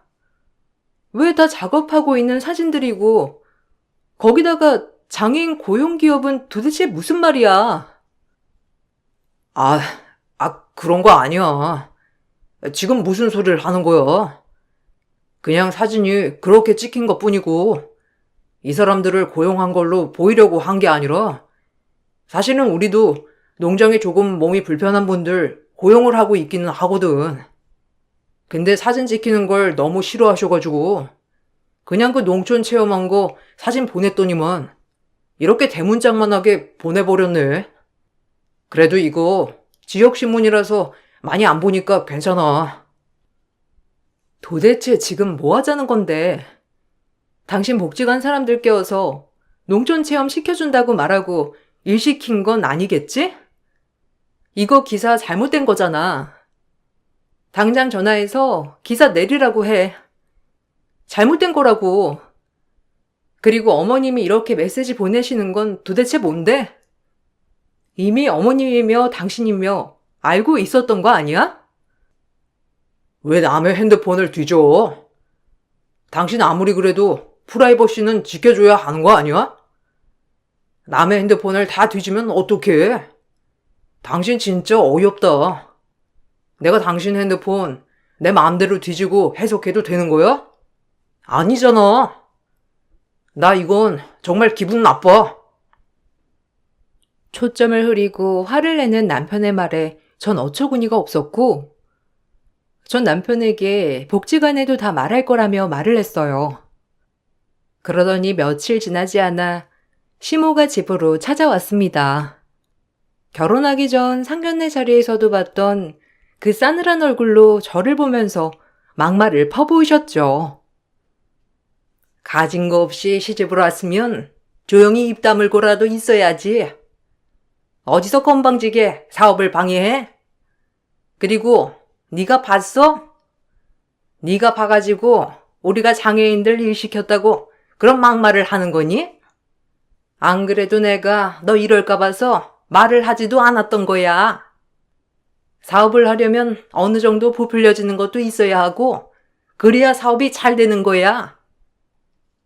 어머님, 아무리 그래도 이건 거짓말이에요. 거기다가 복지 간 사람들은 이런 거 사실도 모르고 사진도 찍힌 거잖아요. 안 그래도 이상하다고 생각은 했었는데 어떻게 그러실 수 있으세요? 당장 이거 다 그만두세요. 참나. 그럼 너 매달 네 엄마 장애연금 80% 나한테 가지고 와. 네가 우리 사업 다 망쳐놓을 거면 책임도 네가 져야지. 안 그래도 결혼한다고 난리 부르스 칠 때부터 내가 꼴 보기 싫었는데 그나마 네 엄마 장애 때문에 좀 덕이라도 볼까 싶었더니만 그것마저 싫다고 하니 어쩌겠니? 그럼 돈으로라도 네가 보답을 해야지. 그걸 왜 어머님한테 드려요? 이거 범죄예요, 어머님. 어머님이며 남편이며 지금 거짓말 하는 거잖아요. 무슨 장애인을 고용해요? 다른 사람들 속인 것도 모자라 사기까지 치신 거면 정말 처벌 받으실 수도 있어요. 이게 왜 사기죄야? 엄연히 사업으로 하고 있는 걸 홍보한 거고, 그리고 애당초 사기라고 하면 내가 속여야 사기 아니니? 기사가 그렇게 나온 걸 나보고 어쩌라고 하는 거야? 정말로 그 사람들 와서 농사일 체험만 했지 본격적으로 일한 거 네가 봤어? 하루 와서 조금 일한 거 가지고 무슨 노동을 시켰네 어쩌고 하는 거 꼴싸놨고 받아주지도 않아. 그렇게 따지면 네가 사기친 거 아니니? 양심도 없지 가진 것도 없는데 거기다가 부모가 장애까지 있는 애가 뭐 하나 잘난 거 없어도 꾹 참고 받아줬더니만 그지 같은 네 엄마가 대체 뭘 해줬는데? 장애연금 가져오라며 시모는 화를 내다 결국 제 머리채를 잡아챘어요. 평생 농사일을 하면서 힘도 세고 덩치도 크셨던 시모에게 머리가 잡히고 전 속수무책으로 당할 수밖에 없었어요. 그 순간 누군가가 빠르게 다가오더니만 시모의 머리를 확 낚아챘는데 바로 복지관 관장님이셨죠. 그 곁에는 엄마도 함께 있었고 시모는 복지관 관장님을 보시고선 너무나 당황스러워 하셨어요. 그동안 봉사활동 한다는 핑계로 와서 사진만 잔뜩 찍어가지고 간 거 저 다 알고 있었어요. 그 사진들 당신들이 한다는 그 농장 사이트에 버젓이 올라온 것도 이번에 확인했고요. 그래 놓고서는 거짓말로 그 농장에서 일하는 사람들이라면서 올려놓으셨어요? 관장님, 그거 오해하신 거예요. 그냥 농장이 좀 어려워가지고 그냥 홍보차 사진 찍고 그런 건데 제가 봉사도 하잖아요. 와서 복지관 사람들 말벗도 해주고 안 한 것도 아니고 좀만 너그러이 넘어가 주세요. 제가 오늘 그거 싹 다 드리고 정리할 테니까 제발 신고는 하지 마시고 진정하세요. 그동안 농장에도 초대를 해주시고 봉사활동도 자주 와주셔서 관심이 있으신 분인 줄 알았는데 전혀 아니셨네요. 악마도 이런 악마가 따로 없을 것 같네요. 어떻게 아무것도 모르는 사람들 속에서 데리고 가서 하루 종일 일만 시키시고 거기다가 거짓말로 직원이라며 기사도 내보내시고 그래 놓고서는 바른말 하는 며느리 머리채까지 잡으셨어요? 당황스러워하는 시모를 두고 저는 바로 경찰에 신고를 했고 시모는 현장에서 바로 조사를 받게 되었습니다. 또한 복지관에서도 노동시킨 죄로 시모와 남편을 고발했고 두 사람은 조사를 받게 되었어요. 나중에서야 관장님은 저에게 따로 말씀을 해 주셨어요. 사실 그동안 지영 씨 어머님께서 저에게 여러 번 부탁을 하셨어요. 복지관에 자주 안 오셨다는 거 혹시 알고 계셨어요? 일주일에 3-4번은 좋게 사이가 모시고 가셨어요. 하루 종일 농사일하다가 오신 것 같더라고요. 비가 와서 가지 않는 날이면 복지관에 오셔서도 피곤하신지 자꾸 주무시고 활동도 제대로 못하시고 가셨어요. 그거 알고 계셨어요? 아니요. 전혀 몰랐어요. 엄마한테 여쭤봐도 별말을 안 하셨고 그냥 요즘 컨디션이 별로 좋지 않으시다면서 제가 그럼 복지관을 잠깐 쉴까 물어봐도 그건 아니라고 하셨는데 복지관을 안 가시고 시댁 농장에 가신 거라고요? 그 사람들도 저한테 뭐라고 말한 적도 없었는데 엄마를 데리고 가서 농사일을 시킨 거예요? 내가 하도 이상해가지고 하루는 쫓아가 봤는데 농장에서 혼자 일하고 계시더라고요. 그거 알고선 따님한테 말하겠다고 하니 절대 안 된다고 너무 절절히 부탁을 하셔서 제가 고민을 하다가 마침 오늘 댁에 계신다고 해서 말씀드리려고 온 거였어요. 처음에는 좋으신 분인 줄 알았는데 시어머니께서는 좋으신 분이 아니시더라고요. 거기 다녀온 복지관 사람들도 계속 일 시켜서 힘들었다고 다들 안 가겠다고 했었거든요. 안 그래도 전부터 이상하다고 생각은 했었는데 엄마를 데리고 가서 그럴 줄이야 상상조차 못했어요. 어쩐지 엄마는 매일 피곤해하시고 힘들어하셨는데 제가 너무 안일했네요. 어머님께서는 따님 걱정이 정말 많으셨어요. 자신 때문에 혹시라도 결혼이 깨질까봐 걱정도 많으셨고 결혼한다고 하셨을 때도 정말 기뻐하시고 좋아하셨거든요. 이번에 이 일이 밝혀지면 딸이 상처를 많이 받을 거라면서 절대 말하지 말라고 하셨어요. 엄마는 그동안 저에게 말도 못하고 혼자서 모두 감당을 하고 계셨던 거였어요. 어렵게 결혼까지 성사가 되었는데 자신이 그 사람들의 말을 들어주지 않으면 제 결혼 생활이 더 어두워질 거라 생각을 하신 거죠. 전 관장님의 말을 듣고서는 통곡할 수밖에 없었어요. 엄마는 그렇게 저를 위해서 못해줄 게 없었는데 저는 그런 엄마에게 신경을 못 썼구나 싶어서 마음이 아프더라고요. 시모와 남편은 결국 형사처벌을 받게 되었는데 형량이라도 줄여보려고 그랬는지 남편은 나중에서야 합의를 해달라고 연락이 왔죠. 여보, 아니 지영아, 내가 돈에 눈이 멀어가지고 미쳤었나 봐. 정말 내가 잘못했어. 그러려고 그랬던 거는 아니었는데 엄마가 말한 대로 하다 보니까 홍보도 너무 잘 되고 농장 이미지도 좋아지고 그래서 작은 시골 마을이니 문제가 없을 거라고 생각했어. 그리고 밖에서 나와서 움직이는 게 그 사람들한테도 좋을 거라고 해서. 지금 그게 말이나 되는 거라고 생각해?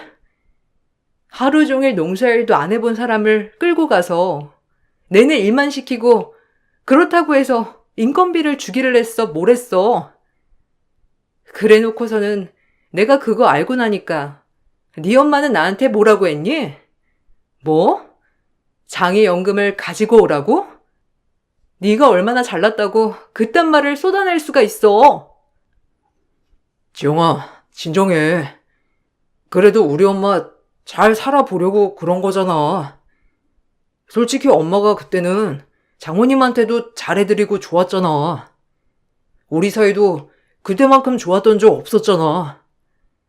사실만 너무 집중하지 말고 크게 봐. 우리 다시 돌아갈 수 있어. 내가 이번에 진짜 반성 많이 했어. 처벌받으면 정말 우리 끝이야. 다시는 못 만나. 내가 미쳤다고 너랑 다시 만나겠니? 제정신이 아닌 이상 내가 너랑 만나겠냐고. 엄마한테 그렇게 해놓고서는 뻔뻔하다 뻔뻔해. 합의? 꿈도 꾸지 마. 처벌 다 받고 나서도 내가 당신네들 죽을 때까지 쫓아다니면서 당신네들이 한 짓 다 밝힐 거니까 각오해. 전 절대 합의를 해주지 않았어요. 시모는 끝까지 본인의 잘못은 없다고 주장했지만 결국 두 사람은 처벌을 받게 되었습니다. 엄마는 저에게 너무나 미안해 하셨어요. 오히려 제가 엄마에게 죄송스러워해야 했는데 엄마는 모든 것이 본인의 잘못이라며 말씀을 하셨죠. 사실 저도 살면서 청각장애를 가지고 있는 부모님을 한 번도 원망하지 않았던 것은 아니었어요. 언젠가는 부모님을 내가 오로지 혼자 돌봐야 하기 때문에 결혼이라는 건 일찍 포기를 했었고 그런 상황에선 원망을 하게 되었죠. 그러다 보니 엄마는 어렵게 성사된 결혼이 본인으로 인해서 깨질까봐 두려워하셨고 어떻게든 버티고 계셨던 거였어요. 끝까지 당신의 잘못이라 생각하는 엄마를 보며 전 아직도 너무나 철없는 아이일 뿐이라는 걸 다시 한번 깨달았습니다. 엄마의 무한한 사랑에 고맙고 감사한 마음이 더욱 커졌어요. 남편과는 이혼을 했고 지금은 잠시 일을 그만두고 휴식 기간을 가지면서 엄마와 국내 여행을 다니고 있습니다. 그동안 들리지 않으시니 여행에 대해서 크게 생각하지 않았었는데 여행하는 내내 엄마 얼굴에는 미소가 끊이질 않네요. 앞으로도 못했던 효도하면서 엄마와 행복하게 지내려고요. 제 긴 사연을 들어주셔서 감사합니다. 신체 한 부분에 문제가 있는 것보다 더 좋지 않은 건 마음에 문제가 있는 것인 것 같아요. 여러분들도 행복하세요. 안녕하세요. 저는 유치원생 딸아이를 홀로 키우고 있는 30대 엄마입니다. 몇 년 전 남편이 병으로 세상을 떠나고 나서 아이와 함께 열심히 힘내서 살아가고 있어요. 얼마 전 우연히 시댁 소식을 듣고선 그때 있었던 기가 막힌 일들이 생각나 이렇게 사연을 쓰게 되었어요. 남편과는 20대 때 일하는 곳에서 만나 연애를 시작했어요. 저나 남편이나 넉넉하지 못한 가정에서 자랐고 특히 남편은 시부가 일찍 돌아가시게 되면서 집 나간 시모 대신에 10살 넘게 차이나는 동생을 고등학교 때부터 그렇게 10년 넘게 키워왔다고 하더라고요. 남편은 고등학교만 졸업하고 바로 사회로 뛰어들었고 남동생 뒷바라지를 하면서 살고 있었어요. 그런 남편이 너무나 안쓰러웠고 전 남편에게 힘이 되어주고 싶었어요. 가난했지만 남편은 저를 무척이나 아껴줬고 남편의 책임감과 사랑에 반해 결혼을 하게 되었죠. 그런데 어디서 자기 아들이 결혼한다는 소식을 들었는지 결혼 후 시모가 다시 돌아왔어요. 저나 남편은 너무 당황스러워했고 특히나 남편은 미움과 원망도 있었고 남편은 시모를 받아들이고 싶지 않아 했어요. 시모는 그래서 시동생에게 더 접근해 다시 돌아오려고 하셨죠. 여러 사건들이 있었지만 시동생이 너무나 시모를 그리워했기에 받아들이게 되었어요. 전 시모가 그래도 자식들에게 미안한 마음이 있을 줄 알았는데 언제 집을 나갔냐 싶을 정도로 당당하셨어요. 준수 학자금은 왜 다 대출로 받았어? 대출로 남겨두면 어쩌자는 거야? 애가 대학 졸업하면 그것부터 갚아야 하는 거 아니니? 성인 돼서 바로 일했다던데 준수 학자금도 내줄 돈도 못 모았던 거니? 준아 아빠 돌아가실 때 보험금이라도 남았을 거 아니야? 그걸로 생활하면 됐을 거 아니니? 너는 뭐 아는 거 없어? 준아한테 물어봐도 제대로 말도 안 하고 제가 그거 다 쓴 거 아니겠지? 네? 어머님, 어떻게 그런 소리를... 준하 씨 고등학교 때부터 준수 도련님 혼자서 키웠어요. 보험금은 어떻게 됐는지 모르겠고 아마 아버님 보험 들었던 것도 없어서 아무것도 안 받았던 것 같던데. 그래도 어머님, 준하 씨 혼자서 아등바등 열심히 키웠어요. 어머님도 들으셨는지 모르겠지만 도련님 고등학교 때부터 사고도 많이 치셔가지고 사고 수습하느라 돈도 많이 썼고요. 준수가 무슨 사고를 쳤다고 그러니? 준아 쟤가 제대로 수습을 못하니까 돈으로 수습하게 된 거지. 그 어린애가 마음도 못 잡고 힘들었을 텐데 형이라고 하는 애가 맨날 혼내기만 하니 얼마나 힘들었겠니? 이제라도 내가 온 게 다행인 것 같네. 여기 집은 준아 명의로 되어 있니? 이것도 나한테로 옮겨야 하니까 준아한테 다음에 올 때 서류랑 이런 거 싹 챙겨서 오라고 좀 전해주렴. 시모가 다시 돌아오고 나서는 남편과 시동생 사이는 굉장히 어색해졌어요.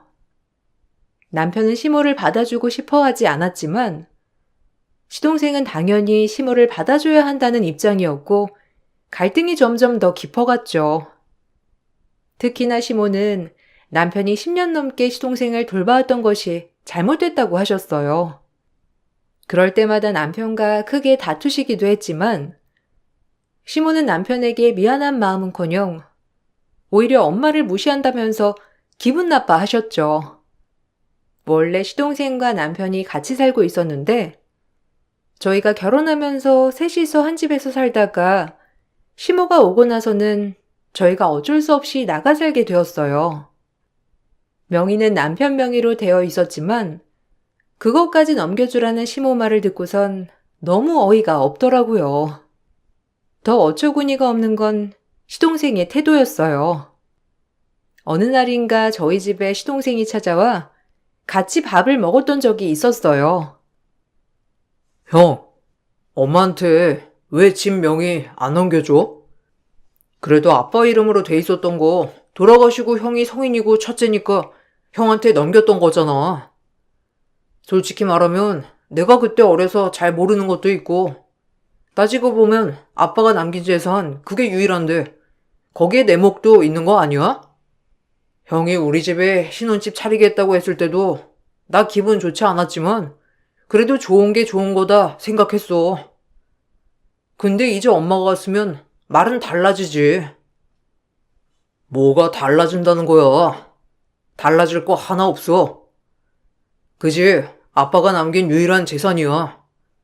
엄마 집 나간 거 아빠 돌아가시기 훨씬 전에 나가신 거고 찾으려고 백방 노력해도 한 번을 찾아오지도 소식 들려주지도 않았던 사람이 갑자기 이렇게 찾아와서 집을 달라는 건 말이 되고? 나중에 네 몫이랑 같이 반 나눌 거야. 그니까 네 몫이니 달라고 하지 마라. 형, 어차피 이렇게 나와서 살고 있잖아. 이제 엄마랑 나랑 우리 집에서 사니까 명의는 넘겨줘도 되는 거 아니야? 나는 형이 이러는 게 너무 이해가 안 돼. 엄마가 이제라도 와서 엄마 노릇 하려고 하는데 형이 자꾸만 방해하고 있는 거잖아. 형도 힘들었지만 나도 힘들었어. 엄마가 빨리 돌아오기를 기다렸는데 이렇게 엄마가 용기 내서 돌아왔으면 형도 맞춰줘야 하는 거 아니야? 너 진짜 내가 왜 이렇게 반대하는지 몰라서 물어?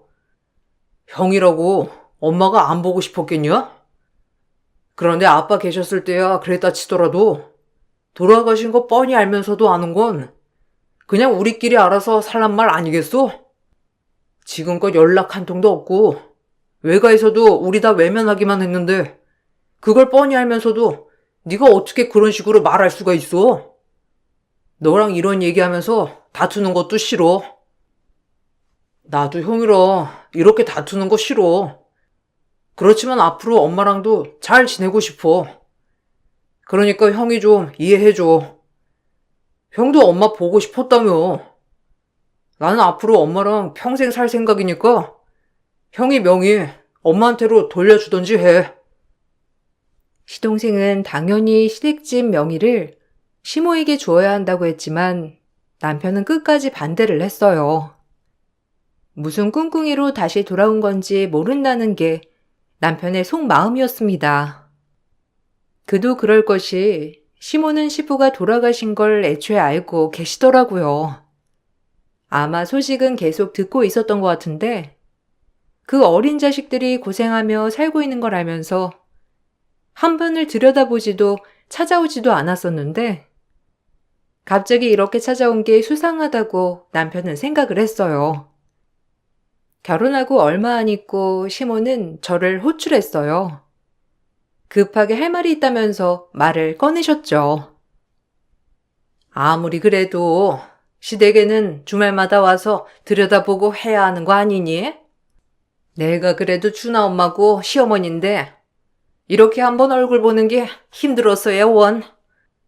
이번에 준수 졸업하는 거 알지? 요즘은 졸업 선물도 크게 해준다던데 혹시 생각해 둔 거 있어? 네가 졸업 선물 고민하고 있을까봐 내가 좀 도와주려고 불렀어. 이런 건 네가 센스 있게 날 불러가지고 물어봐야지. 졸업 선물이요? 아, 어머님은 뭐 생각해 두신 거 있으세요? 저희는 양복 한 벌 해줄까 생각하고 있는데 물어보니까 취업하는 곳이 그냥 자유복장이라고 해서 상품권을 줄까 싶기도 하고요. 양복은 없다고 하니 그래도 하나 사두는 게 아무래도 좋겠죠? 어머님은 어떤 거 생각하시고 계시는데요? 양복? 아휴, 얘, 너희 무슨 고등학교 졸업하는 애한테 선물하는 거니? 그래도 첫 사회에 나가는 선물인데 고작 그 정도만 선물을 한다고? 얘, 너 그렇게 선물했다가 센스 없단 소리 들어. 내가 너희 그럴까 봐서 부른 거야. 준수 저번에 차 사고 싶다고 했던 거 알지? 출퇴근하는 것도 버스 타고 여기서 40분은 더 가야 된다고 그러더라고. 자동차는 어떠니? 졸업 선물이랑 취업 선물 같이 주는 걸로 하면 너희도 부담 없잖아. 자동차요? 어머님, 저희 보고 시동생 자동차를 사달라는 거예요? 아, 저희 그 정도는 못해요. 지금 당장 여유로운 것도 아니고, 그리고 준하 씨도 지금 타고 다니는 자동차가 10년도 훨씬 넘은 차인데, 무리해서 그렇게 해주는 건 아닌 것 같아요. 도련님도 사회 초년생이고, 나중에 스스로 모으고 벌어서 사는 게 더 낫지 않을까요? 남편도 그 정도까지는 생각 안 하는 것 같은데.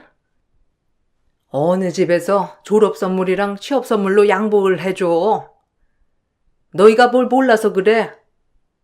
그래도 너희는 사회생활 오래 했으니까 그 정도는 해줄 수 있는 거 아니니? 준수는 사회 초년생이잖아.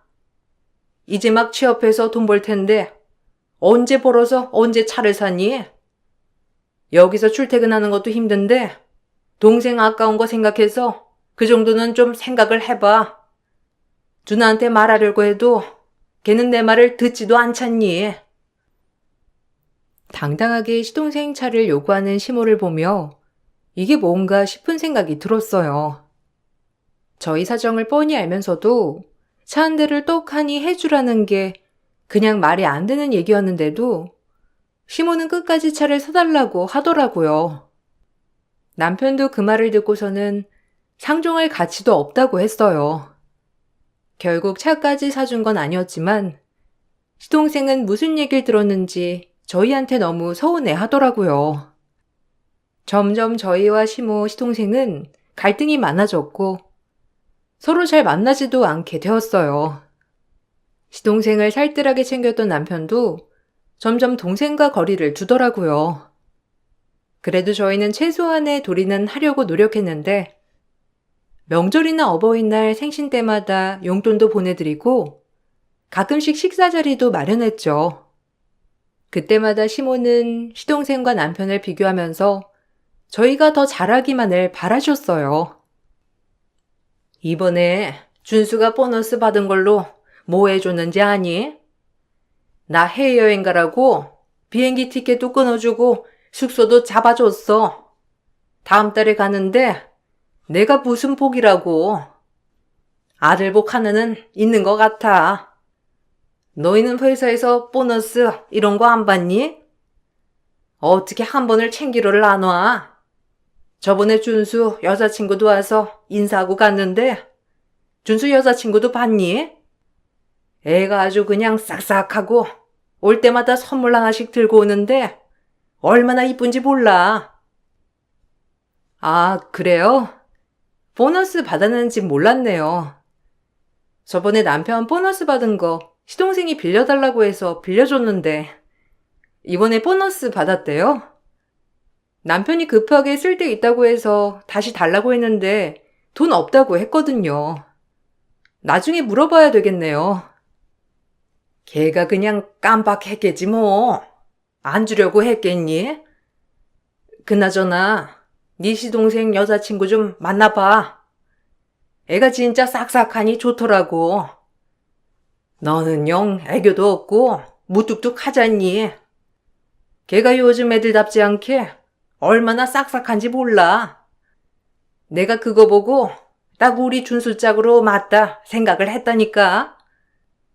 그래도 네가 형님이니까 한번 만나보는 게 낫지 않겠니? 그래도 결혼하려고 하면 이것저것 신경 써야 하는데 걔가 아직 그런 쪽으로는 잘 모르더라고. 하긴 너도 그냥 빈손으로 시집왔으니까 뭘 알지는 못하겠네. 시동생은 자꾸만 남편에게 돈을 빌리면서도 잘 갚지 않았고 나중에 들어보면 이미 그걸 다 사치하거나 데이트 비용으로 썼더라고요. 본인이 아쉬울 때만 남편에게 전화와서 온갖 애교를 부리면서 돈을 빌려갔는데 남편도 답이 없다는 걸 알면서도 하나밖에 없는 동생이니 어쩔 수 없이 들어주곤 했죠. 그래도 여자친구는 한 번 만나고 나서 오래 만나더라고요. 잘 만나다가 결혼을 하겠다고 하길래 남편은 결혼 비용을 지원해 주겠다고 했어요. 나중에 동서를 처음 만나게 됐을 때 동서는 당연하다는 듯이 저희가 집을 해줄 것처럼 생각을 하고 있었어요. 준수 씨가 형이랑 형수님 얘기를 얼마나 많이 했는지 몰라요. 어머님께서 사정이 있으셔서 잠깐 집을 비우셨을 때 형께서 다 돌봐주셨다면서요. 거의 부모나 다름없다고 해서 사실 누구보다 먼저 뵙고 싶었어요. 안 그래도 결혼 준비나 이런 거 어떻게 말씀을 드려야 하나 싶었는데 형께서 먼저 결혼 지원을 해주신다고 해서 정말 감사했어요. 우리 집 사정을 재수 씨가 아는지 모르겠지만 넉넉한 형편은 아니에요. 집은 어떻게 할 건지 지금 살고 있는 곳은 엄마가 같이 살고 계셔가지고 따로 집을 구하거나 아니면 엄마가 나오셔야 할 수도 있는데 그런 건 엄마랑 얘기를 해봐야 할 것 같네요. 결혼식장이나 아니면 신혼여행 비용을 저희가 부담을 할게요. 그래도 하나밖에 없는 동생 결혼하는데. 결혼식장 비용이요? 아, 저는 준수 씨가 집은 이미 마련이 되어 있다고 해서 형께서 그걸 준비해 주시는 줄 알았는데 그게 아니에요? 근데 하나밖에 없는 동생이라고 해서 전 되게 애틋할 줄 알았거든요. 어머님한테도 여쭤보니까 형께서 알아서 집이며 이런 거 다 해줄 거라고 걱정하지 말라고 하시던데. 다 하는 말들이 다르네요. 뭔가 오해가 있었던 것 같은데, 저희도 아직 전세 살고 있는데 동생 집까지 챙겨줄 여력은 안 됩니다. 대신 결혼식 비용이나 조금 더 하면 신혼여행 비용까지 보태줄 수 있어요. 신혼집은 지금 살고 있는 집에서 시작을 해도 상관은 없지만 아마 엄마 거처를 좀 고민을 해봐야 할 것 같네요. 아마 준수가 알아서 엄마랑 얘기를 하지 않을까 싶은데요. 동서는 남편이 집을 못 해준다는 말을 하자 바로 얼굴이 굳어졌어요. 알고 봤더니 그 누구도 우리가 집을 해오겠다고 말한 적이 없다더라고요. 처음에는 그냥 중간에 말 전달이 잘못되었구나 싶었는데 결혼을 하고 나서 동서의 실체가 점점 드러나니 원래 저런 사람이었다는 걸 알게 되었죠. 동서가 들어오면서 시모는 근처에 작은 방으로 이사를 했고 그렇게 신혼살림을 차리게 되었죠. 그런데 언제부턴가 동서가 집 명의에 대해서 말을 꺼냈어요. 형님, 저희 지금 살고 있는 집 아주버님 명의로 되어 있잖아요. 이거 이제는 명의 좀 옮겨도 되지 않아요? 안 그래도 남편한테 물어봤는데 아주버님이 절대 안 된다고 명의 안 옮겨줄 거라고 해서요. 솔직히 저는 좀 기분 나빠요. 아주버님이랑 형님은 여기 안 사신 지 오래됐는데 굳이 명의를 두셔야 하나 싶고 어머님 같이 사실 때도 절대로 명의 안 드린다고 하셨다면서요. 그건 나한테 물어봐도 내가 해줄 말은 없어, 동서. 남편이 아버님 돌아가시고 난 후에 받은 거고 나도 그 뒤로 10년은 더 있다가 결혼한 거니까 그동안 남편이 아버님 돌아가시고 10년 넘게 뒷바라지 한 건 알고 있지? 솔직히 나야말로 너무하다고 생각이 드네. 그 고생하면서 자기도 어리면서 더 어린 동생 뒷바라지 했는데 누구 하나 고맙다고 생각하질 않잖아. 그건 그거고 이건 이거죠. 누가 아주버님 등 떠밀어서 남편 키우라고 한 것도 아니고 솔직히 진명이 가졌으면 그 정도는 해줄 수 있는 거 아니에요? 그리고 남편 말 들어보니까 아주버님이 엄청 희생한 건 아니던데? 원래 공부도 못해서 대학 못 갈 성적이었는데 괜히 자기 핑계 대면서 대학 안 가고 희생한 것 마냥 말했다고 하는데? 뭐?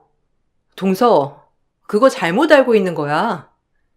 남편 고등학교 때부터 공부 잘했고 선생님들도 그냥 하향 지원해가지고 장학금 받으면서라도 대학 다니라고 하셨어. 근데 그게 되겠어?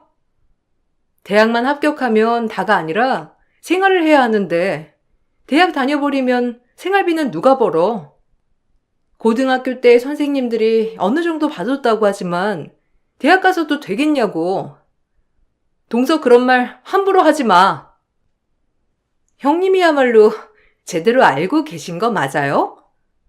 남편은 절대 그런 거 아니라고 하던데. 원래 이 집 차지하려고 했었는데 어머님 나타나니까 그때부터 어머님 경계하느라고 지금도 사이 안 좋은 거라고 했어요. 형님부터 제대로 알아보고 말하세요. 동서의 말에 저는 깜짝 놀랄 수밖에 없었어요. 그동안 시모고 시동생이고 저희를 경계하고 싫어한다고는 생각했지만 그 이유일 거라고는 생각하지 못했거든요. 바로 유일한 재산인 집 때문에 그 두 사람은 저희를 미워했던 거였어요. 동서는 우리를 재산만 보고 챙기지 않는 사람들처럼 취급했지만 동서의 생각과는 다르게 남편은 혼자 나가 생활하고 있는 시모에게 월세를 들이며 자기가 할 수 있는 몫은 다 하고 있었죠. 그걸 아는지 모르는지 시댁 식구들은 저희가 가족을 등지는 나쁜 사람들이라고 생각을 했어요. 본인이 하는 걸 전혀 인정해주지 않았고 사랑하던 동생마저 등져버리니 남편의 스트레스를 극에 달하게 되었어요. 평소에도 묵묵히 참아내는 스타일이었는데 결국 남편이 아프고 나서야 스트레스가 심했다는 걸 알게 되었어요. 남편은 암 말기 판정을 받았고 남편이 암 말기 판정을 받았을 때쯤 저는 임신 5개월 차였어요. 병원에서는 6개월 버티기도 힘들 거라고 하셨지만 남편은 제가 출산을 할 때까지 꿋꿋이 버텼죠. 다만 제가 출산을 했을 때 남편 간병이 필요했는데 시댁에 찾아가 부탁을 해도 아무도 들어주는 사람이 없었어요. 어머님, 도련님, 다름이 아니고 이번에 출산하게 되면 적어도 2주는 몸조리를 해야 할 것 같아서요. 남편이 혼자 있어도 괜찮다곤 했는데 병원에서 아이가 여가라고 제왕 수술을 권하셔서 만약에 수술을 하게 되면 도련님이나 어머님 중에서 한 분이라도 남편 좀 챙겨주시면 안 될까요? 요즘 컨디션이 별로 좋지 않아 걱정이에요. 우리가 거길 가서 뭘 어떻게 도와주니? 하던 애가 그런 것도 아는 거지. 난 간병 같은 거 해본 적도 없어서 못 도와줘. 그리고 준수가 그런 걸 어떻게 해? 자기 일하기도 바쁜 애를. 네 친정에 부탁하면 되지 않겠니? 해봐야 뭐 별거 하는 것도 없겠더구만. 그리고 준하게가 혼자 있어도 괜찮다고 했다며. 집에 있는 거 보니 아직 생활하기 괜찮은 것 같은데 2주 정도는 뭐 문제 없는 거 아니니? 어머님, 준하 씨 말기 암이에요. 언제 컨디션이 나빠질지도 모르고 쓰러질 수도 있고요. 아니면 병원에서는 일주일 정도 입원하면 된다고 했으니까 일주일만이라도 봐주세요. 저희 집에서는 제가 입원하면 보호자로 오셔야 해서 준하 씨는 신경을 못 쓸 것 같아서 그래요. 그리고 저희 부모님보다야 어머님이나 도련님이 더 낫지 않겠어요? 형수님, 저도 도와드리고 싶지만 저도 일이 좀 바빠서요. 끝나면 저녁인데 그때마다 들리기도 힘들고. 그리고 아직 제왕 수술할지 안 할지도 결정 안 된 거 아니에요? 그러다가 그냥 자연분만으로도 날 수 있는 거 아닌가? 그러면 3, 4일이면 퇴원할 텐데 굳이 여기까지 와서 간병해달라고 부탁하는 이유를 전 모르겠네요. 형 스스로도 괜찮다고 했잖아요. 그러게, 형 아픈 거 알면 임신을 하지 말았어야지. 에휴. 시댁 식구들은 단 일주일도 남편을 돌보지 않았어요. 제가 피치 못하게 아이를 제왕 수술하면서 병원에 있어야 할 때도 남편을 보러 오지 않았습니다. 그때 정말 시댁 식구들에 대한 정이 뚝 떨어지고 분노만 남게 되었죠.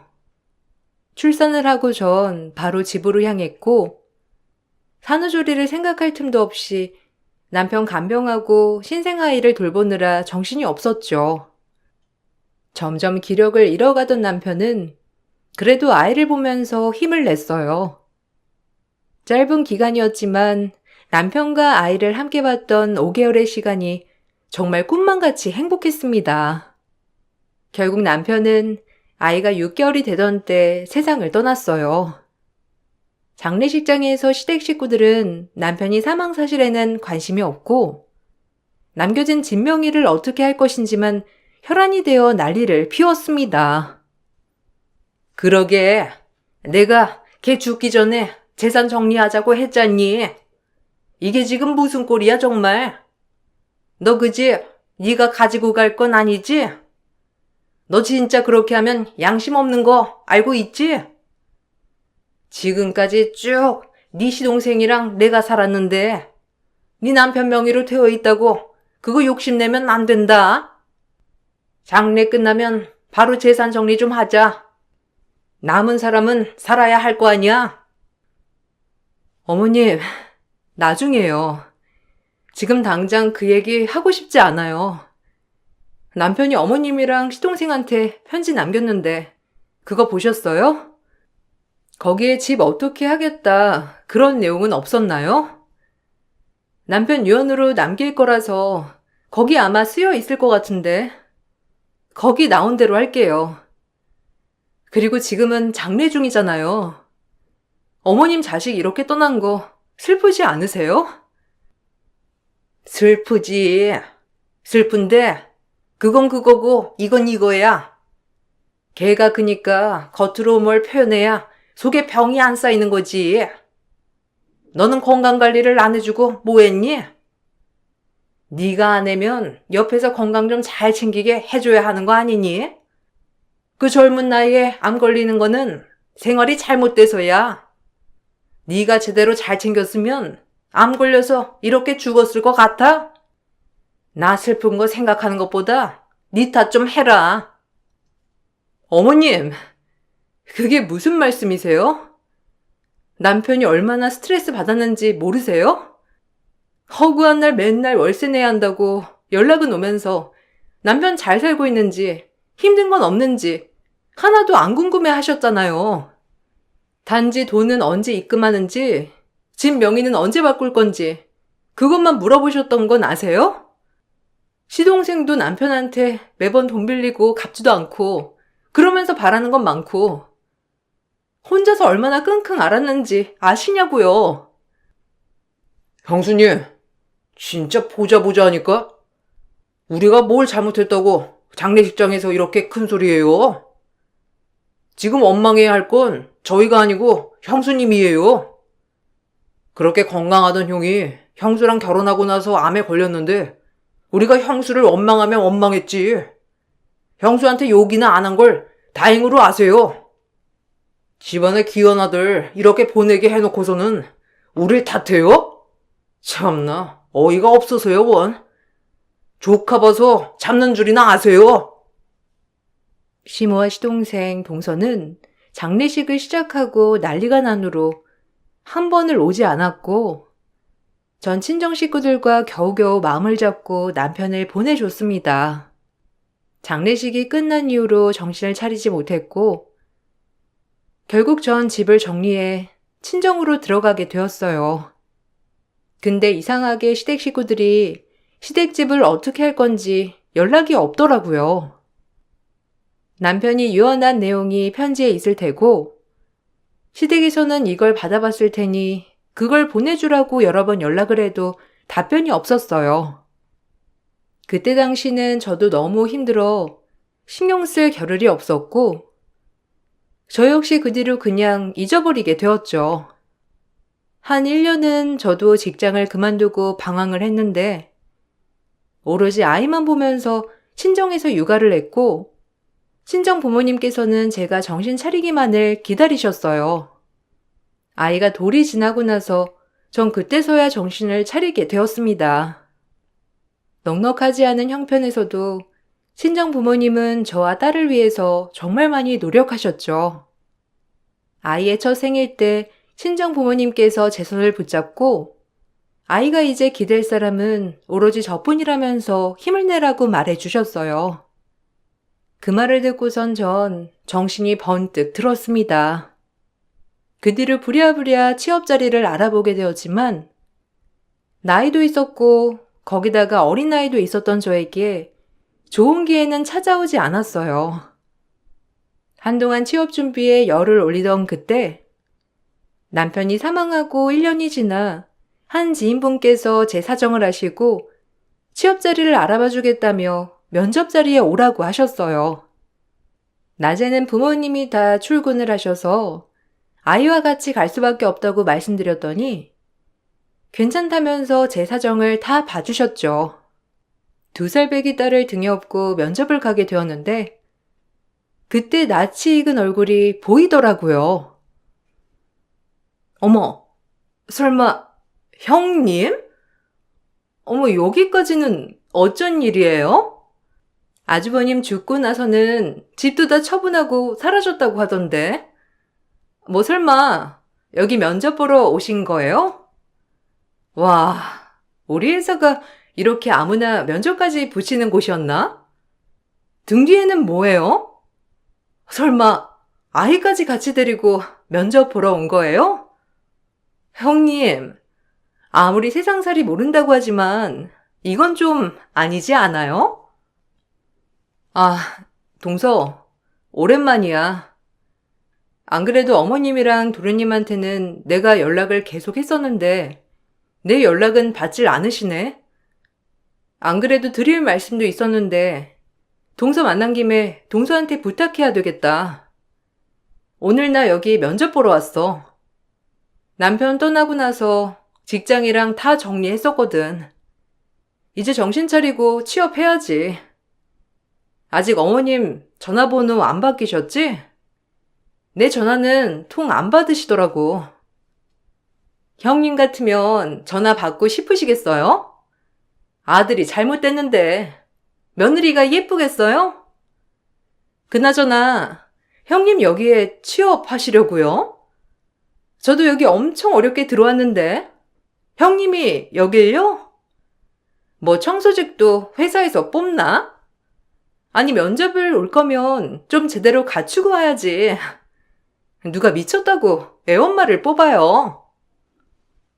동서는 절 보자마자 비웃으며 말했고 전 어쩔 줄 몰라 했어요. 그때 면접관석에서 저희 아이 얼굴을 봤는지 벌떡 일어서서 다가오더라고요.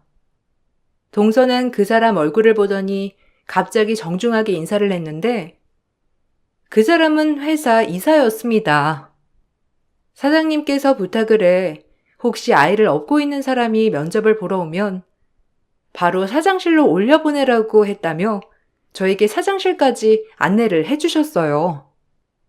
그 모습을 보고 동서는 놀라 황당해 했었고 저에게 연락이 왔던 사람은 다름 아닌 이 회사 사장님이었어요. 남편이 고등학교 졸업하고 바로 들어갔던 회사는 작은 제조업을 운영하고 있었는데 그때 사장님께서 남편을 정말 아끼셨거든요. 그 제조업이 성장을 해 지역 내에서는 모르는 사람이 없을 정도로 큰 회사가 되었더라고요. 그동안 잘 지냈어요? 그때 결혼식 주례봐주고 나서 거의 10년 만에 보는 거죠? 준하랑은 저도 종종 만났었어요. 서로 바빠서 자주 본 건 아니었지만 저도 해외에 있기도 했고 부고 소식 듣고 장례식장 갔었는데 가족장으로 조용히 치른다고 하셔서 뵙지 못하고 왔네요. 재수 씨도 참 고생 많았어요. 아닙니다. 취업 자리 알아봐 주신다고 하셨던 게 사장님 회사인 줄은 몰랐어요. 준하 씨가 사장님이 해외로 나가셨다고 해서 그때도 해외에 계시겠구나 생각했었는데 제가 그때 정신이 없어서 사장님을 못 뵀나 봐요. 늦었지만 저희 주례도 봐주시고 준하 씨 직장 알아봐 주신 것도 도와주시고 장례식장도 찾아와 주셔서 정말 감사했습니다. 저한테 준하가 얼마나 소중한 사람인지 아시죠? 준하한테는 그보다 더한 것도 해줄 수 있죠. 해외로 사업 옮겼을 때 준하가 참 많이 도와줬거든요. 그 덕에 이 정도 큰 거나 마찬가지입니다. 여기서 제가 없을 때는 영업도 해주고 연결도 많이 해줬거든요. 준하 덕분에 성사된 거래가 많았죠. 바쁘단 핑계로 자주 못 만난 게 한이네요. 아프단 건 알고 있었는데 그리고 준하가 하나 더 부탁을 한 게 있거든요. 재수 씨한테 바로 연락을 드리려고 했는데 이제야 하게 되었네요. 준하가 유언장을 작성해 뒀어요. 아시나요? 아마 시댁에도 보내고 했을 텐데 집은 다 정리가 되신 거죠? 유언장이요? 아니요. 시댁에 제가 말씀을 드려봤는데 제 연락을 전혀 받지 않으셨어요. 저도 남편 그렇게 가고 나서 정신도 못 차리고 이제 이렇게 정신 차려서 혹시 남편 유언장 제가 볼 수 있나요? 남편을 친 아들처럼 아껴주셨던 사장님은 남편이 부탁했다던 유언장을 저에게 보여주었어요. 그 내용을 보고 전 깜짝 놀랄 수밖에 없었습니다. 남편은 시댁집을 저에게 남긴다고 유언을 했죠. 아마 시댁 식구들은 유언장 내용을 보고서는 혹시라도 집을 뺏길까 싶어서 저의 연락을 피한 거였어요. 저는 바로 시댁으로 찾아갔지만 그 누구도 절 만나주지 않았어요. 결국 전 유언장 내용대로 이행하기 위해 소송을 준비했습니다. 사장님께서는 제가 법적 조치를 취하는데 적극적으로 도움을 주셨고, 당연히 시댁에서는 난리가 났죠. 지금까지 본인들이 살았으니 자신들의 집이라며 주장을 했습니다. 그렇지만 그 과정에서 집 수리하는 비용이며 전기세, 수도세 모두 남편이 내고 있다는 것이 밝혀지게 되면서 집은 그렇게 제 명의로 오게 되었어요. 시동생은 나가서 갈 곳이 없다며 저에게 부탁을 하더라고요. 형수님, 어떻게 말도 없이 바로 소송을 할 수가 있나요? 저희 이렇게 나가면 갈 곳 없어요. 어차피 형수님 여기 집 들어오실 것도 아니고 계속 친정에서 사시는 거 아니세요? 저희 명의 안 받을 테니 여기서 그냥 살게만 해주세요. 다른 거 부탁드리진 않겠습니다. 솔직히 형 죽고 나서 보험금이며 뭐 달라고 한 것도 아니잖아요. 도련님, 전 정말 도련님이 어떻게 그렇게 하실 수 있으신지 이해를 할 수가 없어요. 저희 남편이 도련님 초등학교 때부터 혼자 돌본 건 알고 있죠? 자기 대학도 포기해가면서 고등학교 때부터 생활비 벌려고 노력했잖아요. 그걸 옆에서 뻔히 봤는데 어떻게 남편한테 그러실 수 있으세요? 남편이 얼마나 힘들어하면서 눈 감았는지 아세요? 그건 미안하게 생각해요. 제가 다 잘못했어요. 지금 생각해보면 엄마가 다시 돌아와서 기뻤고, 그런 엄마를 받아주지 않는 형이 너무 원망스러워서 그런 거예요. 엄마한테 못되게 굴면 엄마가 다시 떠나갈까봐 그게 무서웠거든요. 형이면 다 이해해 줄 줄 알고 정말 미안해요. 한 번만 용서해 주세요. 여기 집에만 살 수 있게 해주세요. 아니요. 절대 그럴 수 없어요. 남편은 끝까지 가족이라고 놓지 못했지만 전 더 이상 당신들이랑 가족이 아니거든요. 남편이 그렇게 기회를 줬던 걸 날린 건 당신들이에요. 전 절대 그렇게 못하니까 당장 그 집에서 짐 빼요. 전 그렇게 그 집을 처분했고 그동안 월세를 내줬던 남편이 죽고 나니 월세를 못 내서 시모는 시댁집에 다시 들어갔나 보더라고요. 그래서 3명이 쫓겨나게 되었는데 그 누구 하나 돈을 가지고 있지 않았던 것 같아요. 그도 그럴 것이 시모는 사지 멀쩡하면서도 일 한 번을 안 했고 시동생이며 동서도 사치에 돈을 펑펑 썼으니 이사를 갈 수가 없었나 보더라고요. 나중에서야 그동안 형이 얼마나 힘들었는지 본인이 그 위치가 되어보니 알겠다면서 펑펑 울며 전화가 왔는데 돈이 없으니 결국 세 사람은 반지 하방으로 이사 갔다고 했어요. 근데 동서는 그 와중에 제가 자기 회사에 취업했다는 사실을 알고 사직서를 냈고 그러면서 시동생이 혼자 시모와 동서까지 책임지게 되었다면서 너무 힘들다고 말을 했어요. 형한테 너무 미안하다며 말을 하는 걸 듣고선 참 씁쓸하고 마음이 아팠어요. 그래도 이렇게라도 형이 얼마나 노력했는지 알았으니 다행이다 싶기도 하네요. 저는 열심히 일을 하면서 딸을 키우고 있어요. 딸에게는 아빠와 함께했던 5개월이 얼마나 행복하고 소중했는지 항상 얘기를 해주고 있네요. 나중에 저희 딸을 잘 키우고 나서 남편 곁으로 갈 때 남편에게 정말 잘했다고 칭찬 들었으면 좋겠어요. 딸이 쑥쑥 크는 걸 보니 요즘 딸은 남편이 더 생각나네요. 제 긴 글 읽어주셔서 감사합니다. 여러분들은 소중한 사람들의 소중함을 잊지 않으시길 바랄게요.